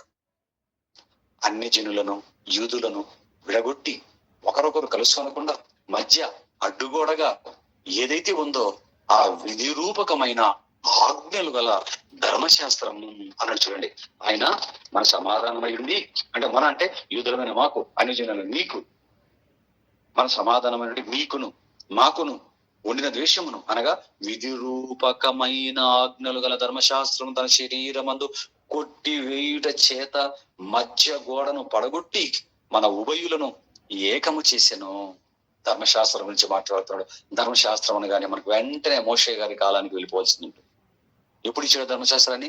400 సంవత్సరాలు సుమారు ఐగుప్తు బానిసరకంలో ఉన్నటువంటి వీరు దేవుడు తన కుమారుడైన మోషే గారిని మహానాయకుడిగా నియమించి తొడుకొని రానాయనని చెప్పి తొడుకొని వచ్చేటప్పుడు ఏమండి ఆ అరణ్య యాత్రలో మోషే మహాప్రవక్త చేత ధర్మశాస్త్రాన్ని దేవుడు రాయించాడు పిల్లలు. ఎందుకు రాయించాల్సిన ఆలోచించింది? 430 సంవత్సరాలు ఆ ఐగుప్తీయులతో ఉన్నటువంటి వీరు ఏమండి 30 సంవత్సరాలు కాదు, 430 చిన్న విషయం, 430 ఇన్ని సంవత్సరాలు వారితో కలిసి ఉన్నారంటే ఏమండి 6 నెలలు కలిసి ఉంటేనే వారు వీరవుతారట. సామెత 6 నెలలు కలిసి ఉంటే ఒక అబ్బాయి అమ్మాయి ఆడమగా వారు వీరవుతారట, పెళ్లి చేసేసుకుంటారని. ఏమండి అటువంటిది 430 సంవత్సరాలు ఉంటే 430 సంవత్సరాలు వారితో కలిసి ఉంటే పుష్కలంగా నువ్వు ఎక్కిపోయి నకశికం అంటే నకాకాలు, శిఖం అంటే తలండి, నకశికం ఎత్తిపోయిందండి వీళ్ళకి. అందుకే అరణ్య యాత్రలో వాళ్ళు వస్తున్నప్పుడు దూడను చేసుకోవాలి, విగ్రహాన్ని చేసుకోవాలనేటువంటి ఆలోచన ఎవరిది? యూదులదా, ఇశ్రాయేలీలదా, ఐగుప్తీయులదా? ఇశ్రాయేలీలలో మొదటి నుంచి విగ్రహారాధన లేదు పిల్లల. యాకోబు కుమారులలో విగ్రహారాధన అనేది లేదు పిల్లల. మరి ఇశ్రాయేలు జనాంగంలో లేని ఈ విగ్రహారాధన ఇశ్రాయేలు జనాంగానికి ఎక్కడి నుంచి ఇచ్చింది? ఇది ఎక్కడి నుంచి అరువు తెచ్చుకున్నారు? ఐగుప్తీయులను చూశారు 430 సంవత్సరాల వాళ్ళ దేవతలందరినీ కూడా. అరణ్య యాత్రలో మోషే గారు కాస్త అలా కొండ మీదకి వెళ్ళిపోగానే విగ్రహం చేసుకోవాలని ఆలోచన, అంటే దేవుడి తమ చేతులతో చేసుకోప్పుడు ఆలోచన అక్కడ చూశారు, ఇక్కడ చేశారు. అందుకే దేవుడు వారిని నిలబెట్టుకోవటానికి దేవుడు ధర్మశాస్త్రాన్ని ఇస్తున్నాడు. అంతేకాదండి, మహాకఠినులు వాళ్ళు, మహాభయంకరులు అయిపోయినారు వాళ్ళతో కలిసిపోయి. స్త్రీలతో స్త్రీలు, పురుషులతో పురుషులు, స్త్రీ చేయనకూడదు, జంతు చేయనకూడదు, పురుషులు చేయనకూడదు. ఎందుకు చెప్తాడు ఇవన్నీ? మగవాడు కూడదు, ఆడకూడదు, ఆడవాళ్ళు జంతువులతో పోకూడదు, మగవాడు జంతువులతో. ఎందుకు చెప్తాడు ఇవన్నీ? తల్లితో పోకూడదు, చెల్లితో పోకూడదు, నీ పెనతండ్రి కూతురుతో పోకూడదు, వాళ్ళతో పోకూడదు. ఏది ఎందుకు కుప్పలు రాయిస్తాడు అన్ని కూడా. మీరు మోషేగా రాసినటువంటి పుస్తకాల నిర్గమకాండం నుంచి మీరు ద్వితీయోపదేశకాండం చూసినట్టు ఎందుకు ఇంతగా రాయిస్తున్నాడు? ఆ పనుల్లో వాళ్ళు ఉన్నారు కనుక. ఐగుప్తీయులు అవే ఆచారాలు, వీళ్ళు కూడా అవే ఆచారాలు తెచ్చుకున్నారు. మగవాళ్ళతో మగవాళ్ళు, ఆడవాళ్ళతో ఆడవాళ్ళు, జంతువులతో పోవడాలు, ఆడలు జంతువులతో పోవడాలు, మగవాడు ఆ జంతువులతో పోవడాలు. ఆలోచించినది దేవుని పిల్లలు. తిమోతి దశ మొదటి పత్రిక చదివితే మీకు అర్థమవుతుంది. మనుషు చోరులు అంటాడు, తల్లిదండ్రులకు అవిధేయులు అంటాడు. అంత భయంకరమైన పాపాల్లో ఉన్న ప్రజలని నడిపించుకుంటూ వస్తున్నాడండి మోషే గారు. వారు ఎంత భయంకరులు అంటే, ఎంత చీపి 40 రోజులు కనపడాల్సిన పోయేసరికి మోషే గారి ఫోటోకు దండేశారు, ఈ పక్క దూడకు ఆకారాన్ని ఇచ్చారు. వీళ్ళు కళ్ళ ముందు సముద్రం చీరటం, బండలు కొడితే నీళ్లు రావటం అన్ని చూస్తున్నారు. తప్పునట్టు. అందుకే ఈ ప్రజలు దుర్మార్గులు అన్న విషయం నేను ధర్మశాస్త్రం అవసరత విడుదల పాఠాన్ని మీరు విన్నవారికి తెలిసి ఉంటది. ఇప్పుడు చేయని వాళ్ళకి అర్థం కాదు. ఇది ధర్మశాస్త్రం అవసరత విడుదల 2 పాటలు చెప్పారు. ఇలా దేవుడు అంత కఠినమైన వారికి దేవుడు ఏమిచ్చాడు? ధర్మశాస్త్రాన్ని ఇచ్చాడు. ధర్మశాస్త్రాన్ని ఇశ్రాయేలీయులకు ఇవ్వడంలో దేవుడికి ఉన్న ఉద్దేశం ఏంటంటే, తన పిల్లలని విశ్వాసులైన అబ్రహాము, ఇస్సాకు, యాకోబుల గర్భవాసం నుంచి వచ్చినటువంటి నీతిమంతుల పిల్లలుగా వచ్చినటువంటి చీడపురుగులుగా మారిపోయిన వీరిని ధర్మశాస్త్రాన్ని ఇచ్చి నీతిమంతులుగా తీర్చి ప్రపంచానికి నీతిమంతులుగా తన బిడ్డలను చూపించుకోవాలి, వారి నుంచి ప్రపంచానికి నీతి వెళ్ళాలి అన్నది దేవుని అనాది సంకల్పం. పిల్లలు మంచి మనసుతో దేవుడు వీరికి ధర్మశాస్త్రాన్ని ఇస్తే మీరేం చేశారు? ధర్మశాస్త్రాన్ని నీతిమంతులు అవ్వాలడానికి ఇస్తే అంతకు డబుల్ పాపులు అయిపోయి ఉన్నారు వీళ్ళు. ఏం చేయాలి చెప్పండి? ఇప్పుడు పిల్లవాడు బాగుపడాలని తండ్రి టైం టేబుల్ పెట్టాడు అనుకోండి, 5 గంటలకు లేపి 5 నుంచి 6:30 వరకు చదివించి, ఆ తర్వాత మళ్ళీ ఎక్సర్సైజ్ చేయించి, ఆ తర్వాత మంచిగా స్నానం, ఇవన్నీ టైం టేబుల్ పెట్టాడు అనుకోండి. మిలిటరీ స్కూల్ ఉంటాయి, మీకు తెలిసే ఉంటది. మిలిటరీ స్కూల్లో వచ్చి చాలా మంది పారిపోతారండి. ఆ కఠినమైన నిబంధనలు 4 గంటలకు లేపడాలు, ఎక్సర్సైజ్ చేయించడాలు, టిఫిన్ పెట్టడాలు, మళ్ళీ అవి చేయించడాలు, ఇవి చేయించి తట్టుకోలేక వెళ్ళిపోతారండి. మిలిటరీ స్కూల్ నుంచి, మిలిటరీ కన్స్ట్రక్షన్ లో నుంచి, ఆ మిలిటరీ స్కూల్ నుంచి గోడకి వెళ్ళిపోతారు కొందరు. అమ్మ బాబు ఇక్కడ ఉండలేము, డాడీ మమ్మీ అని వెళ్ళిపోతారు. డాడీకి మమ్మీకి చెప్తే వాళ్ళు రావద్దంటారని డైరెక్ట్ ఇంటికి వెళ్ళిపోతాడు దూకేసి. అలాగా ఇప్పుడు పిల్లలు బాగుండాలని చెప్పి మంచి రూల్స్ అండ్ రెగ్యులేషన్స్ తండ్రి పిల్లల బాగు కోసం పెడితే ఏమండి, పిల్లడు పారిపోయాడు అనుకోండి ఇంట్లో నుంచి, చెప్ప పెట్టుకుని ఇంట్లో గోడకి వెళ్ళిపోయాడు అనుకోండి ఇంటికి రాకుండా, అప్పుడు తండ్రి ఏం చేస్తాడు? నువ్వు ఎలాగైనా చావు, నా కొడుకు లేకన్నా పర్లేదు, నా రూల్సే అని మడిగట్టు కూర్చుంటాడా? పిల్లవాడి కోసమే రూల్స్ పెడితే పిల్లవాడే తనకు కాకుండా పోయినప్పుడు ఇప్పుడు పిల్లవాడిని తీసేసుకుంటాడా, రూల్స్ మార్చుకుంటాడా? వీడు చాలా బలహీనుడిగా ఉన్నట్లున్నాడు, ఏం చేద్దాం అని రూల్సే మార్చుకుంటాడు. పిల్లవాడి కోసం రూల్స్ తప్ప రూల్స్ కోసం పిల్లవాడు కాదు కదా పిల్లరా. దేవుడు కూడా మంచిగా వారిని నీతిమంతులుగా తీర్చుకోవాలని అద్భుతమైన ధర్మశాస్త్రాన్ని ఇస్తే ఆ దుర్మార్గులు వాళ్ళేమైపోయారంటే ఏదో అంటాడు చూడండి, కీరకాయ కాస్త ఏదో కాకరకాయ అయినట్లుగా. ఏమండి వీళ్ళు రివర్స్ అయిపోయి అంతకంటే అంత భయంకరమైన పాపులుగా మారిపోతున్నాడు. ఇంకేం చేయాలి చెప్పండి? ఇప్పుడు ధర్మశాస్త్రం యొక్క పరిస్థితి ఏంటి?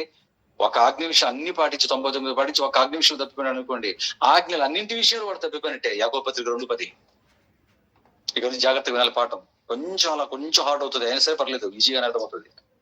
యాకోబు పత్రిక 2వ అధ్యాయం 10వ వచనం చూడండి. ఎందుకంటే ధర్మశాస్త్రం అవసరత పాఠం, అందుకే మీకు ఫస్ట్ నుంచి పాఠాలు వినండి. ఏదో గ్రూప్ లో టైటిల్ పెట్టగానే ఏదో చెర మీద చెర అంటున్నాడు, చెరగా అంటున్నాడు, ఏదో విచిత్రమైన పాఠం బాగుంటదేమని ఏదో అంటాడు చూడండి. బిర్యానీ పెడుతున్నారు ఫ్రీగా కానీ అమ్మ చికెన్ బిర్యానీ అంటే ఆ బిర్యానీ రావడం కాదు, 3 పూటలా తినగలిగినటువంటి వాడే. 3 పూట ఎవడో పెట్టిన బిర్యానీ తినేవాడు, ఒక గంట సేపు బిర్యానీ వచ్చేవాడు, ఒక పూట తినేవాడు కాదు బలవంతుడు. 3 పూటలా తినుకుంటూ ఉంటాడు చూసారా అద్భుతమైన ఆహారాన్ని, వాడు బలవంతుడుగా తయారవుతాడు. ఎవడో పెట్టినప్పుడు తింటున్నావు అనుకో, ఈరోజు బిర్యానీ పెడుతున్నాడు ఇక్కడ తిని, గుళ్ళో పసలాన్ని పెడుతున్నాడు అక్కడ తిని, అక్కడ కూడా సచ్చినాడంటే పిండాకుడు పెడుతున్నాడు, ఆ పిండాకుడు కాకులు పెడుతున్నాడు అక్కడ తినేసి, ఇక్కడ కూడా పెళ్లి అవుతుందని చెప్పి వీళ్ళ దగ్గర తినేసి, వాడు కూడా బర్త్డే అయిపోయింది అంత పంచుతున్నాడు, ప్యాకెట్లు పంచుతున్నాడు రైల్వే స్టేషన్ చెప్పి ఆ ప్యాకెట్లు తినేసి, ఆ ప్యాకెట్లు కడుపు నింపుతాయి నీకు, ఆ పూట నింపుతాయి, నిలబెడతాయి నీ జీవితాన్ని. 3 పూటల అన్నం తిరునాయన, 3 పూటల అన్నం తినేవాడు బలవంతంగా ఉంటాడు. ఇలాంటి క్రైస్తవులు ఎక్కువ అండి, కక్కుర్తి క్రైస్తవులు. ఇది చెప్తున్నాడు, వాడు అది పెడుతున్నాడంట, వాడు పెట్టి ఫుడ్ ఈడు పెట్టి ఏదో డిన్నర్లాగా మాత్రం తిరిగితే నువ్వు బతుకుతావా? ఎవడో పెళ్లి చేసుకుంటే నీ కడుపు నిండుతుంది, ఎవడో బర్త్డే చేసుకుని ఒక ప్యాకెట్ ని మొహాన్ని కొడితే నీ కడుపు నిండుతుంది. 3 పూటలా తినటం నేర్చుకుంటే కదా బలంగా ఉంటావు. ఫస్ట్ నుంచి పాఠాలు వినాలి, అలవాటు పడాలి దేవుడి వాక్యానికి. వాడు బలంగా ఉంటాడు, ఏదో టైటిల్ పెట్టాడు, కొత్తగా ఉంది, ఇది కొత్త కావాలి నీకు. ఏమండి కొత్త కావాలా? వాక్యం అద్భుతం కదండి, బలంగా పెరుగుదాం పిల్లరా. యాకోబు పత్రిక 2వ అధ్యాయం 10వ వచనం. ఎవడైనా ధర్మశాస్త్రం అంతయు గైకొనియు ఒక ఆజ్ఞ విషయంలో తప్పిపోయిన వాడు ఎడల ఆజ్ఞలన్నింటి విషయంలో అపరాధి యగును. అయిపోయాడు వాడు. కఠినముగా ఇచ్చాడు ధర్మశాస్త్రం. అలాగని దేవుడు కఠినుడు. దేవుడు కఠినంగా ఇచ్చి వారిని ఏదో బాధ పెట్టి వారిని పిండాలనుకున్న మనసు కాదండి. దుర్మార్గులండి, ఆడవాళ్ళు మగవాళ్ళు పోతున్నారంటే వారిని చెప్పండి. అబ్రహాము ఇస్సాకు యాకోబుల సంతానం, నీతిమంతుల సంతానం జంతువులతో పోతున్నారా? నీతిమంతుల సంతానం స్త్రీలు పోతున్నారా? నీతిమంతుడి అబ్రహాము సంతానం పురుషులు పోతున్నారా? మనిషి చోరులుగా ఉన్నారా? తల్లిదండ్రులుగా అవిధేయులు, ఇంత భయంకరులు అయిపోయినారు. తల్లి చెల్లి పిల్లల కళ్ళు కనిపించడం లేదా?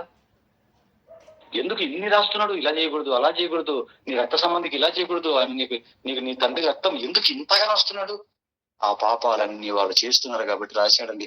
అంత భయంకరంగా కఠినంగా ఉండే వారికి ఏం చేయాలి చెప్పాడు? మన పిల్లవాడు కొట్టేవాడు మరో మగవాడితో వాడు అలా ఇంత ఇష్టం పెళ్లి చేసుకుని చెప్పి దండలు వేసుకుని వచ్చాడు అనుకో, మన కొడుకు ఇంకొక మగ పిల్లలు దండలు వేసుకుని ఇంటి ముందుకు వచ్చి డాడీ ఆరతిచ్చి లోపల తీసుకెళ్ళి అనుకోండి, ఎలా కొట్టాలని ఇప్పుడు ఇంకా ఏరా నువ్వు అని మనం ఒక చిన్న ఈతమన్న తీసుకొని ఏరా నువ్వు ఏంట్రా నువ్వు చేసింది అంతేమనుకోండి. ఎవడో ఒక స్లేట్ తీసుకుని ఏంట్రా నువ్వు చేసింది అని కొట్టామనుకోండి, మన మొగోడిని దండలేసుకుని వచ్చిందని సరిపోతుంది వాడికి దెబ్బ. ఇటు మొగోడిని దండలేసుకుని వచ్చేసాడు ఇంటికి, ఇంకా అయిపోయిందని మొత్తం జనాలు ఎక్కడ పీపీ డ్రమ్స్ కొట్టుకుంటూ వచ్చాడు అనుకోండి, వాడిని ఎలా కొట్టాలి ఇప్పుడు? ఈ దెబ్బ తీసుకొని ఏంట్రా నువ్వు చేసింది అని కొడితే వాడు ఆ దెబ్బ తగులుతుందా?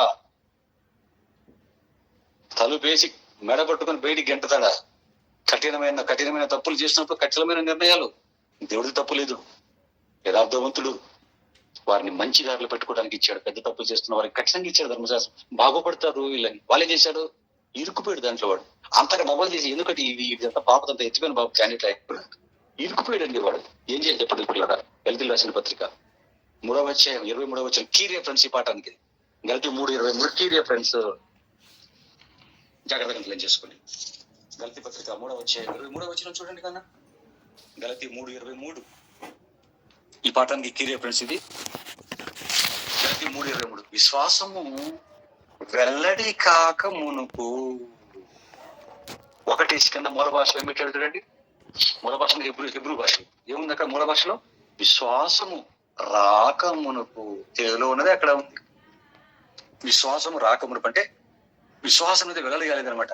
విశ్వాసము వెల్లడి కాక మునుపు ఇక ముందుకు బయలుపరచబడబోవు విశ్వాసం అవలంబింపవలసిన వారముగా చెరలో ఉంచబడినట్టు మనము ధర్మశాస్త్రమునకు లోనైన వారమైతిమి. చెరలో ఉంచబడినట్టు మనము ధర్మశాస్త్రమునకు లోనైన వారమైతిమి. ధర్మశాస్త్రమున చెరకు లోనైన వారమైతిమి. ఆలోచించండి పిల్లలు, ఏం చెప్తారు ఏమండి? చక్కగా చెప్తున్నాడు. ధర్మశాస్త్రము ఇశ్రాయేలీల పాలిట ఎలాగైపోయిందంటే ఒక చెరగా మారిపోయింది. ఇరుకు బంధింపబడుతున్నాడు, పాపాలలో కూరుకుపోతున్నాడు. ధర్మశాస్త్రం వలవిటి నడుపుతుంది. వేస్తున్నట్టే కనుక విచారణ తీసాడా, కోట్టు రవతో చంపంతే. విశ్రాంతి దినాన్ని ఏ పని చేయకూడదు, పుల్లలేరాడా కొట్టండి వాడిని అంతే. ఇంకా ఆలోచించండి. ఇదిగో వీడు ఇలా చేసి చంపి లేపడం ఎంత, సమాజం అంతా చూస్తున్నా కొట్టండి వాడిని అంటాడు. ఆలోచించండి. వెలిటి ఏ చేయండి అని అంటాడు పిల్లరా. ఆలోచించండి పిల్లరా. వీడు చూస్తేనేమో ఉండలేకపోతున్నాడు, ధర్మశాస్త్రం ఏమో తెగ నడుకుంటూ పోతుంది. ఇప్పుడు ఏం చేయాలి చెప్పండి? వీడు మందు తాగేవాడు, నేను మానలేకపోతున్నానండి అని ఎలాగైతే అంటాడో, ఈవిడ ధర్మశాస్త్రం పాటించలేకపోతున్నానండి అంటే ఏమైపోయాడు కూడా ధర్మశాస్త్రం అనేటువంటి మనం చెరలో ఉంచబడినట్టు. ధర్మశాస్త్రం చెర కాదు, ఈడిలిపోయాడు. ధర్మశాస్త్రం చెరలో ఉంచబడినట్టు మనము ధర్మశాస్త్రములకు లోనైన వారైతే. ధర్మశాస్త్రం యథార్థమైనది, నీతి కలిగింది, నీతిమంతులుగా తీర్చిదిద్దుటకు సామర్థ్యం కలిగింది. కానీ వీడు దాన్ని చేసుకున్నాడు, మంచి దాన్ని తీసుకెళ్ళిపోయి ఏం చేసుకున్నాడు? వీడు ద్రాక్షరసం తాగండి రా అని, ద్రాక్ష పళ్ళని ఇస్తే గ్రేప్ జ్యూస్ తాగండి రా అని వీడు చేస్తున్నాడు. ఆ గ్రేప్ జ్యూస్ తీసుకెళ్లిపోయి మగ్గ పెట్టి మంచి విస్కీ, బ్రాందీ, వోడ్కా, రమ్ము, సారా అని తీసుకొచ్చి మనకు వస్తాడు. వీడు తాగండి రా, జ్యూస్ పళ్ళుగా తినండి, జ్యూస్ తాగండి రా అంటే మరొకటి తెస్తాడు. వీడు అలా అయిపోయినారండి వాళ్ళు. బాగుపడండి రా, ఈ ధర్మశాస్త్రం నీతిమంతులుగా తీర్చబడండి రా అని ఇస్తే దాన్ని ఏం చేసుకున్నాడు? గ్రేప్స్ ఇస్తే మందు తాగి పాపానికి వెళ్ళిపోతున్నట్టుగా గ్రేప్ తినేసి కొంచెం హెల్త్ బాగా చూసుకుంటారా, కడుపుకు జబ్బులు రాకుండా చేస్తారు ఈ పండు అని గ్రేప్స్ ఇస్తే దాన్ని ఒక వైట్ చేసుకొని ఈడు గొంతుకు చుట్టుకున్నాడు. యాపిల్ పండు ఇచ్చేసి తినండిరా, ఆరోగ్యాన్ని కాపాడుకుంటారా, రోజుకోకూడదని డాక్టర్ అవసరం ఉండదని దేవుడు ఇస్తే దాన్ని వైన్ చేసుకుంటాడు. గ్రేప్ వైన్, గ్రేప్తో మందు, యాపిల్ తో మందు, జాంపండుతో మందు, దాంతో మందు, దీంతో మందు, లాస్ట్ పొగాకుతో కూడా మందే. ఆలోచించండి పిల్లరా. అంటే తిని బతకండ్రా అని దేవుడు ఆహార పదార్థాలు ఇస్తే దాన్ని మరొక రకంగా మార్చుకొని మెడ చుట్టుకొని పాపం చేసుకొని చచ్చిపోతానని నువ్వు చుట్టుకుంటుంటే దేవుడి తప్పేముందో చెప్పండి? ఇది మీకు అర్థమైతే తినడానికి ఫలాలు ఇస్తే వీడు వైన్ చేసుకుని తగుడుపు తెప్పి చావటం అనేది వాడు ఎలాగైతే తెచ్చుకున్నాడో చావు. ధర్మశాస్త్రం అనే నీతి కలిగిన వాటిని బ్రతికించగలిగినటువంటి ధర్మశాస్త్రాన్ని దేవుడిస్తే వీడు దాన్ని ఏం చేసుకున్నాడు? చుట్టుకున్నాడు, మెడకు చుట్టుకున్నాడు. వీడు ఎలాగైతే తాగుడుపోతుగా బంధించి దాంట్లోంచి బయటికి రాలేడో, ధర్మశాస్త్రం వీళ్ళకి చెరలో ఉంచబడినట్లుగా వీడంతగా వీళ్ళకి దాంట్లో చెరలో చిక్కుకుపోయారు. పిల్లరా, ఇశ్రాయేలీయులందరూ కూడా తన పిల్లలు తన కళ్ళ ముందే నాశనం అయిపోతుంటే కన్నతండ్రి చూసుకోగలడా, తట్టుకోగలడా? చూసి ఒక అనాది సంకల్పంతో ధర్మశాస్త్రాన్ని ఇచ్చి క్రీస్తు దగ్గరికి నడిపిద్దాం అనుకుంటే వారేమో ఇలాగైపోతున్నారు. ఇప్పుడు ఏం చేయాలి చెప్పండి? అందుకే పౌలు గారు ఒక మంచి మాట రాశాడు చూడండి. రోమిలికి రాసిన పత్రిక 7వ అధ్యాయం 8వ వచనం. పిల్లరా, రోమిలికి రాసిన పత్రిక 7వ అధ్యాయం 8వ వచనం చూడండి. రోమపత్రిక 7వ అధ్యాయం 8వ వచనం. అయితే పాపము ఆజ్ఞను హేతువు చేసుకుని సకల విధమైన దురాశలు నా యందు పుట్టించను. ధర్మశాస్త్రం లేనప్పుడు పాపం మృతం. చూసారు ఎంత బాగా చెప్తున్నాడు? ఒక యూదుడుగా ఎంత బాగా చెప్తున్నాడు చూడండి. అయితే పాపం ఆజ్ఞను హేతువు చేసుకుని సకల విధమైన దురాశలు నా యందు పుట్టించాను.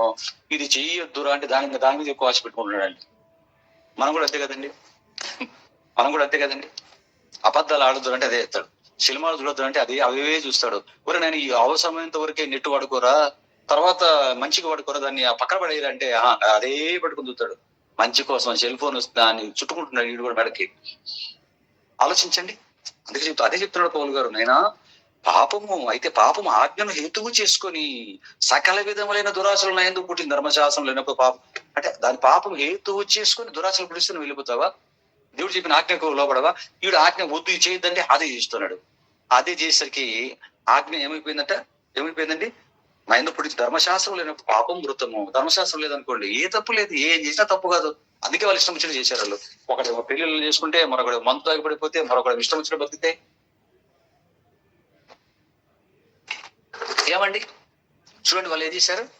అందుకే ఇలా ఉండకూడదు. అందుకే వాడు ఏం చేశాడు, మొగుడుతో పోతున్నాడు.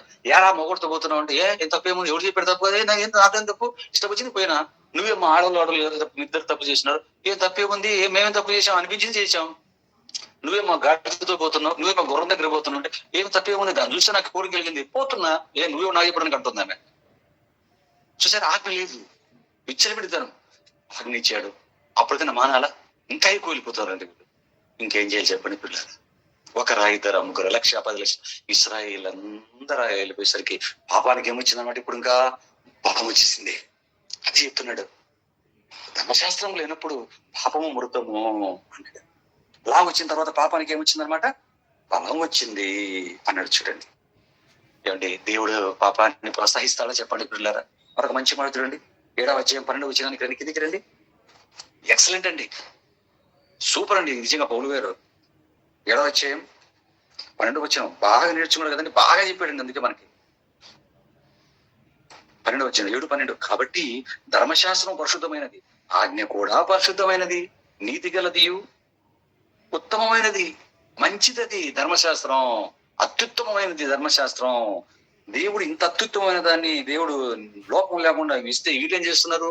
5:13 చూడండి, 5:13 అదే రోమపత్రిక. ధర్మశాస్త్రం దీంట్లో రాస్తాడు ఎక్కువ, అందుకే రోమపత్రిక చాలా ఇది ఒక ఆర్గ్యుమెంట్ అండి ఇది. 5:13 చూడండి, 5:13 ఎలయనగా ధర్మశాస్త్రం వచ్చింది కనుక పాపము లోకములో ఉండినో.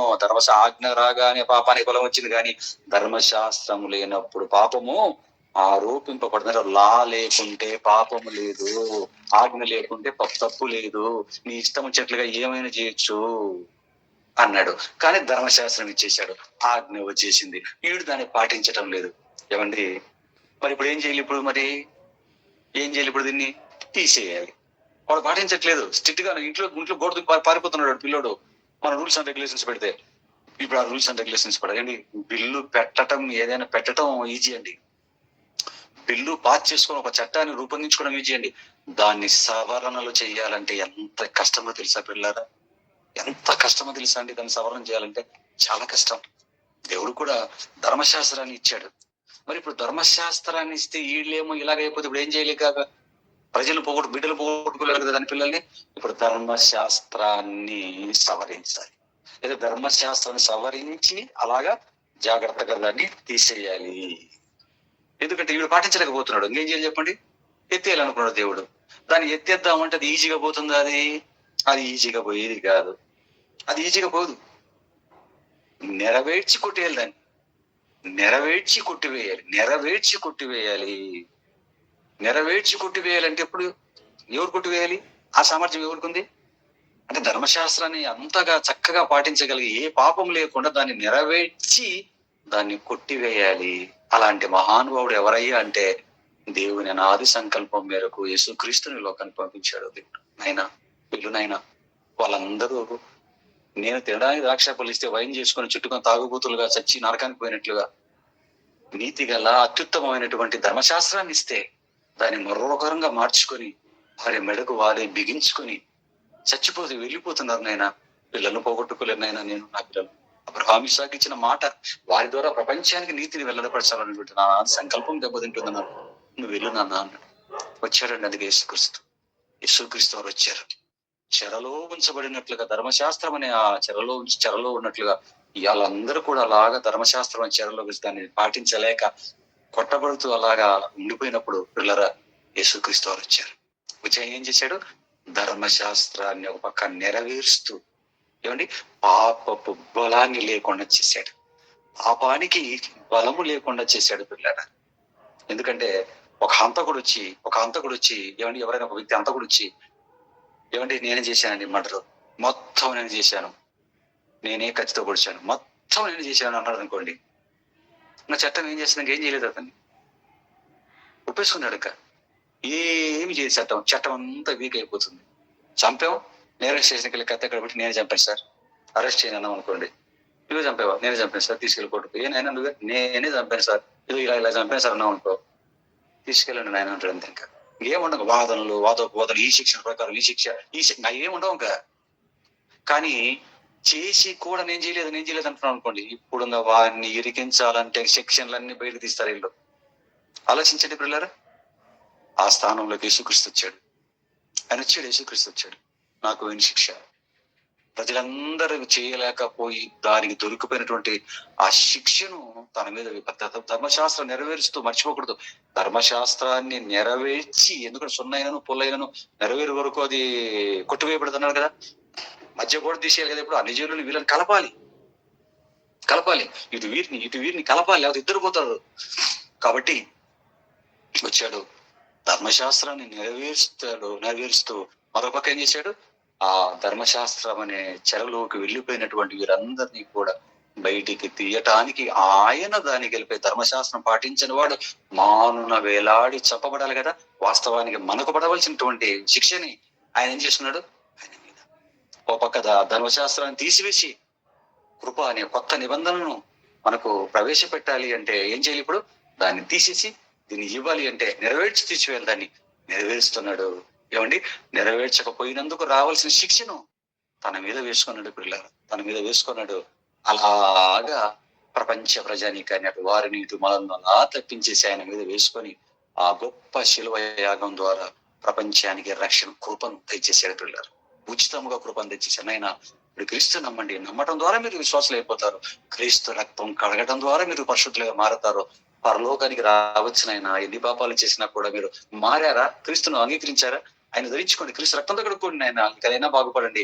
రండి. తప్పు చేసి చంపబడాలి, తప్పు చేసి కొట్టి చంపబడాలి, అంతే పోతాడు వాడు. ఇక్కడ చంపాడా అక్కడ నరకానికి వెళ్ళిపోతాడు. కానీ తప్పు చేసినా కూడా క్రీస్తును నమ్మటము ద్వారా, ఆయన రక్తముతో కడుగు కొనటం ద్వారా పరలోకానికి వెళ్ళే అవకాశం ఘోర నీచ పాపులైన మనకు కలిగించాడు పిల్లలు. పాపానికి బలం లేకుండా చేశాడు. ఎలా? ధర్మశాస్త్రాన్ని తన శరీరం అందు కొట్టివేయటం ద్వారా. ఒక మంచి మాట పౌలు గారు రాశారు చూడండి, చివరి మాట చూడండి, కొరింథీయులకు రాసిన మొదటి పత్రిక 15వ అధ్యాయం 55వ వచనం చూడండి. అద్భుతం అండి, పౌలు గారు రాసిన ప్రతి మాట ధర్మశాస్త్రం అత్యద్భుతంగా రాశాడండి. కొరింథీయులకు రాసిన మొదటి పత్రిక 15:55 చూడండి. కొరింథీయులకు రాసిన మొదటి పత్రిక 15:55వ వచనం. వజ్ర సమానమైన మాటలు చూడండి, ఒక్క మాట ఎలా రాశాడు. అయినను 55 చదువుతున్నానండి. 55, ఓ మరణమా నీ విజయం ఎక్కడా? ఎక్కడే నీ విజయం అని అడుగుతున్నాడు చూడండి. ఓ మరణమా నీ విజయం ఎక్కడ? ఓ మరణమా నీ ముళ్ళెక్కడ? మరణపు ముళ్ళు పాపము, పాపమును కొన బలము ధర్మశాస్త్రమే. చూసారా ఎంత బాగా? ఓ మరణమా నీ ముళ్ళెక్కడ? మరణపు ముళ్ళు ఏంటట? పాపము. ఆ మరణపు ముళ్ళు పాపం. పాపమునకున్న బలం ఏంటి? ధర్మశాస్త్రమే. అయినను మన ప్రభు అయిన యేసు క్రీస్తు మూలంగా మనకు జయం అనుగ్రహించిన దేవునికి స్తోత్రం. మనిషిని స్వతంత్రుడుగా చేయటానికి, ఆ ధర్మశాస్త్రమే దానికి చెరగా వెళ్ళిపోయిన వారిని బయటికి లాగటానికి, మరలా నెక్స్ట్ వచ్చే అన్నజనుల మీద కూడా అది పడకుండా ఉండటానికి యేసు క్రీస్తు వారు ఏం చేశారంటే ధర్మశాస్త్రాన్ని నెరవేర్చి తన శరీరం అందు కుట్టి వేయట ద్వారా దాన్ని లేకుండా చేసేది. కుట్టి వేయట ద్వారా దాన్ని, అంటే ఇప్పుడు ఆ ధర్మశాస్త్రం చెరలోకి వెళ్ళిపోయారు కదండి, ఇప్పుడు ఆ చెరను ఎలా అయినా చెరగా చేశాడు. అదే కదా మన పాఠం. ధర్మశాస్త్రం అనే ఆ చెరలోకి వెళ్ళిపోయిన వీరిని ఎలా, ఆ చెర కాదు వాస్తవానికి అది వీళ్ళంతటి వీళ్ళు చెర చేస్తున్నాడు. దాన్ని గ్రేప్స్ తాగడానికి ఇచ్చాడు. అది నీకు మరణం తెచ్చిపెట్టదు. మరణం నాశనం, ఇక్కడ మరణం అక్కడ నరకం తెచ్చిపెట్టదు.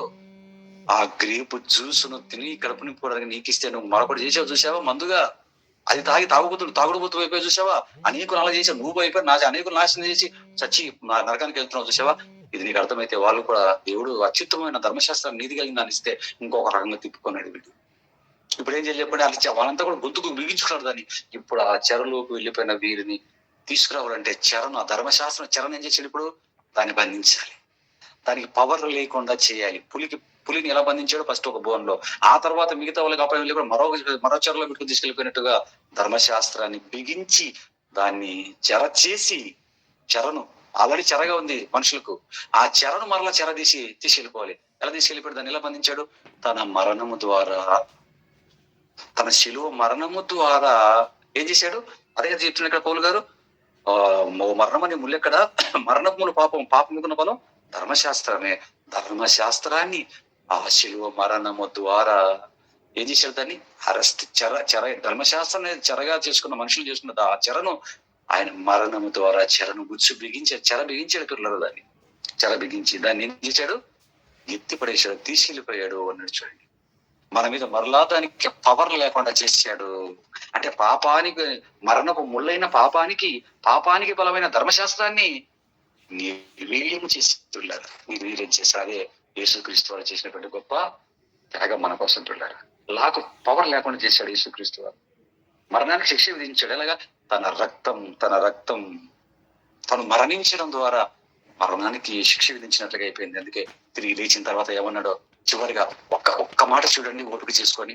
24:44 లూకాసు వార్త 24:44 లూకాసు వార్త 24 లాస్ట్ మాట. ఇంకా మీకు ఎక్కువ మిమ్మల్ని ఇబ్బంది పెట్టింది, దయచేసి కొంచెం ఓపిక చేసుకుని ఒక్క మాట చూడండి, ముగించేస్తాను. 24:44 లూకాసు వార్త 24:44 లూకాసు వార్త. అంతటా ఆయన మోషే ధర్మశాస్త్రంలోను ప్రవక్తల గ్రంథములలోను కీర్తనలలోను నన్ను గూర్చి నెరవేరవలనని నేను మీ యొద్ద ఉన్నప్పుడు మీతో చెప్పిన మాటలు నెరవేరి ఉన్న వారితో చెప్పాను. నెరవేరిపోయాయనైనా నేను మీ యొద్ద నేను ఉన్నప్పుడు ఏం చెప్పాను? నేను మోషే ధర్మశాస్త్రంలోను ప్రవక్తల గ్రంథములలోను కీర్తనలలోను నన్ను గూర్చి వ్రాయబడినవని నెరవేర్చవాలని నేను మీ యొద్ద ఉన్నప్పుడు మీతో చెప్పిన మాటలు నెరవేరిపోయాయి, నెరవేర్చేశాను. నేను నా గురించి రాశాడు తండ్రి నా గురించి ఎందుకు రాశాడు? ఇవన్నీ కూడా ఆయన నాన్న సంకల్పం. ధర్మశాస్త్రం ఇస్తే ప్రజలు ఇలాగ అయిపోతారని ఆయనకు తెలుసు, ఇలా బిగించుకుంటారని. ఆ బిగించుకుని ఉచ్చును తీయాలి అంటే ఏం చేయాలి? ఇప్పుడు నన్ను పంపాలి అంటే గ్రంథంలో రాయాలి. ప్రవచన పుత్రుడుగా నేను రావాలి ప్రపంచానికి. అందుకే ధర్మశాస్త్రంలో మోషే ద్వారా, కీర్తన గ్రంథంలో దావీదు ద్వారా, ప్రవక్తలందరి ద్వారా ఎక్కడెక్కడైతే నా గురించిన ప్రవచనాలు ఉన్నాయో అవన్నీ కూడా నెరవేర్చుకుంటూ వచ్చాను. అలా నెరవేర్చి మిమ్మల్ని ఆ ధర్మశాస్త్రాన్ని మీరు చేసుకున్న దాన్ని చెర చేసి మిమ్మల్ని మాత్రం నేను ఓపెన్ చేసేసి మిమ్మల్ని స్వతంత్రులుగా చేసేసి మీకు ఈ మేలును మీకు ఇచ్చాను, అన్ని నెరవేర్చాను అన్నాడు. చూడండి పిల్లలు, అన్ని నెరవేర్చాలని చెప్పాడు. ఇంకా అపొస్తలుల కార్యాలు 3:26 ఆయన శిలువ మరణం ద్వారా మనకి ఏం జరిగిందో చూడండి. ఒకటి, అన్ని నెరవేర్చి ధర్మశాస్త్రం చెరగింద లేకుండా చేశాడు. ఆ తర్వాత 3:26 అపొస్తలుల కార్యాలు 3:26 దేవుడు తన సేవకును పుట్టించి మీలో ప్రతి వాని దుష్టత్వము నుండి మళ్లించుట వలన మిమ్ములను ఆశీర్వదించుటకు ఆయనను మొదట మీ యొద్దకు పంపెనని చెప్పాను. ఏం చేశాడండి? ప్రతి వాణిని దుష్టత్వం నుంచి మళ్లించుతున్నాడంటే ఎలాగా? తను చెప్పినటువంటి పవిత్రమైనటువంటి వాక్యము ద్వారా. అప్పుడున్న తరానికి నోటితో చెప్పాడు, ఇప్పుడున్న తరానికి గ్రంథస్థం చేయించి 66 పుస్తకాలుగా మన చేతుల్లో పెట్టాడు. ప్రతి వాణిని వాని దుష్టత్వం నుంచి మళ్లించుట వలన మనల్ని ఆశీర్వదించాడు. ఒకటి, శాపం నుంచి విమోచనం. 2, ఆశీర్వాదం వచ్చింది. ఏంటి ఆశీర్వాదం? పాపం నుంచి విమోచింపబడటం. అందుకే ఆయనను మన ఎదురు పంపాడు అన్నాడు. చూడండి పిల్లరా, ఎంత మంచి పని చేశాడు, ఎంత మంచిగా చేశాడు. చూడండి పిల్లరా, అంటే వాక్యం అనేది ఏంటి? నీ దగ్గర వాక్యం వచ్చింది, నీ దగ్గర ఏమొచ్చింది? ఆశీర్వాదం వచ్చింది. ఇంకేం కావాలి నీకు? ఇంకా ఎంతకంటే ధర్మశాస్త్రం జుడిపించి ఆశీర్వాదాన్ని ఇచ్చాడు, వాక్యం అనే ఆశీర్వాదాన్ని ఇచ్చాడు. చివరికి ఒక మాట చూడండి, రోమపత్రిక 15:29. ఎందుకంటే వాక్యం వచ్చిందంటే నీ దగ్గరికి ఏమొచ్చిందో చూడండి, 15:29. ఇప్పుడు వాక్యం విన్నారు మీరు, ఇంతసేపు 1:40 ఓపికతో విన్నారంటే ఆశీర్వాదాన్ని పొందుకొని నిలబడుతున్నారు. వచ్చేసిన ఆశీర్వాదం మీకు. ఒక కొత్త సబ్జెక్ట్, ఒక కొత్త మాట నేర్చుకున్నారు మీరు, వచ్చేసింది. 15:29 రోమపత్రిక 15:29.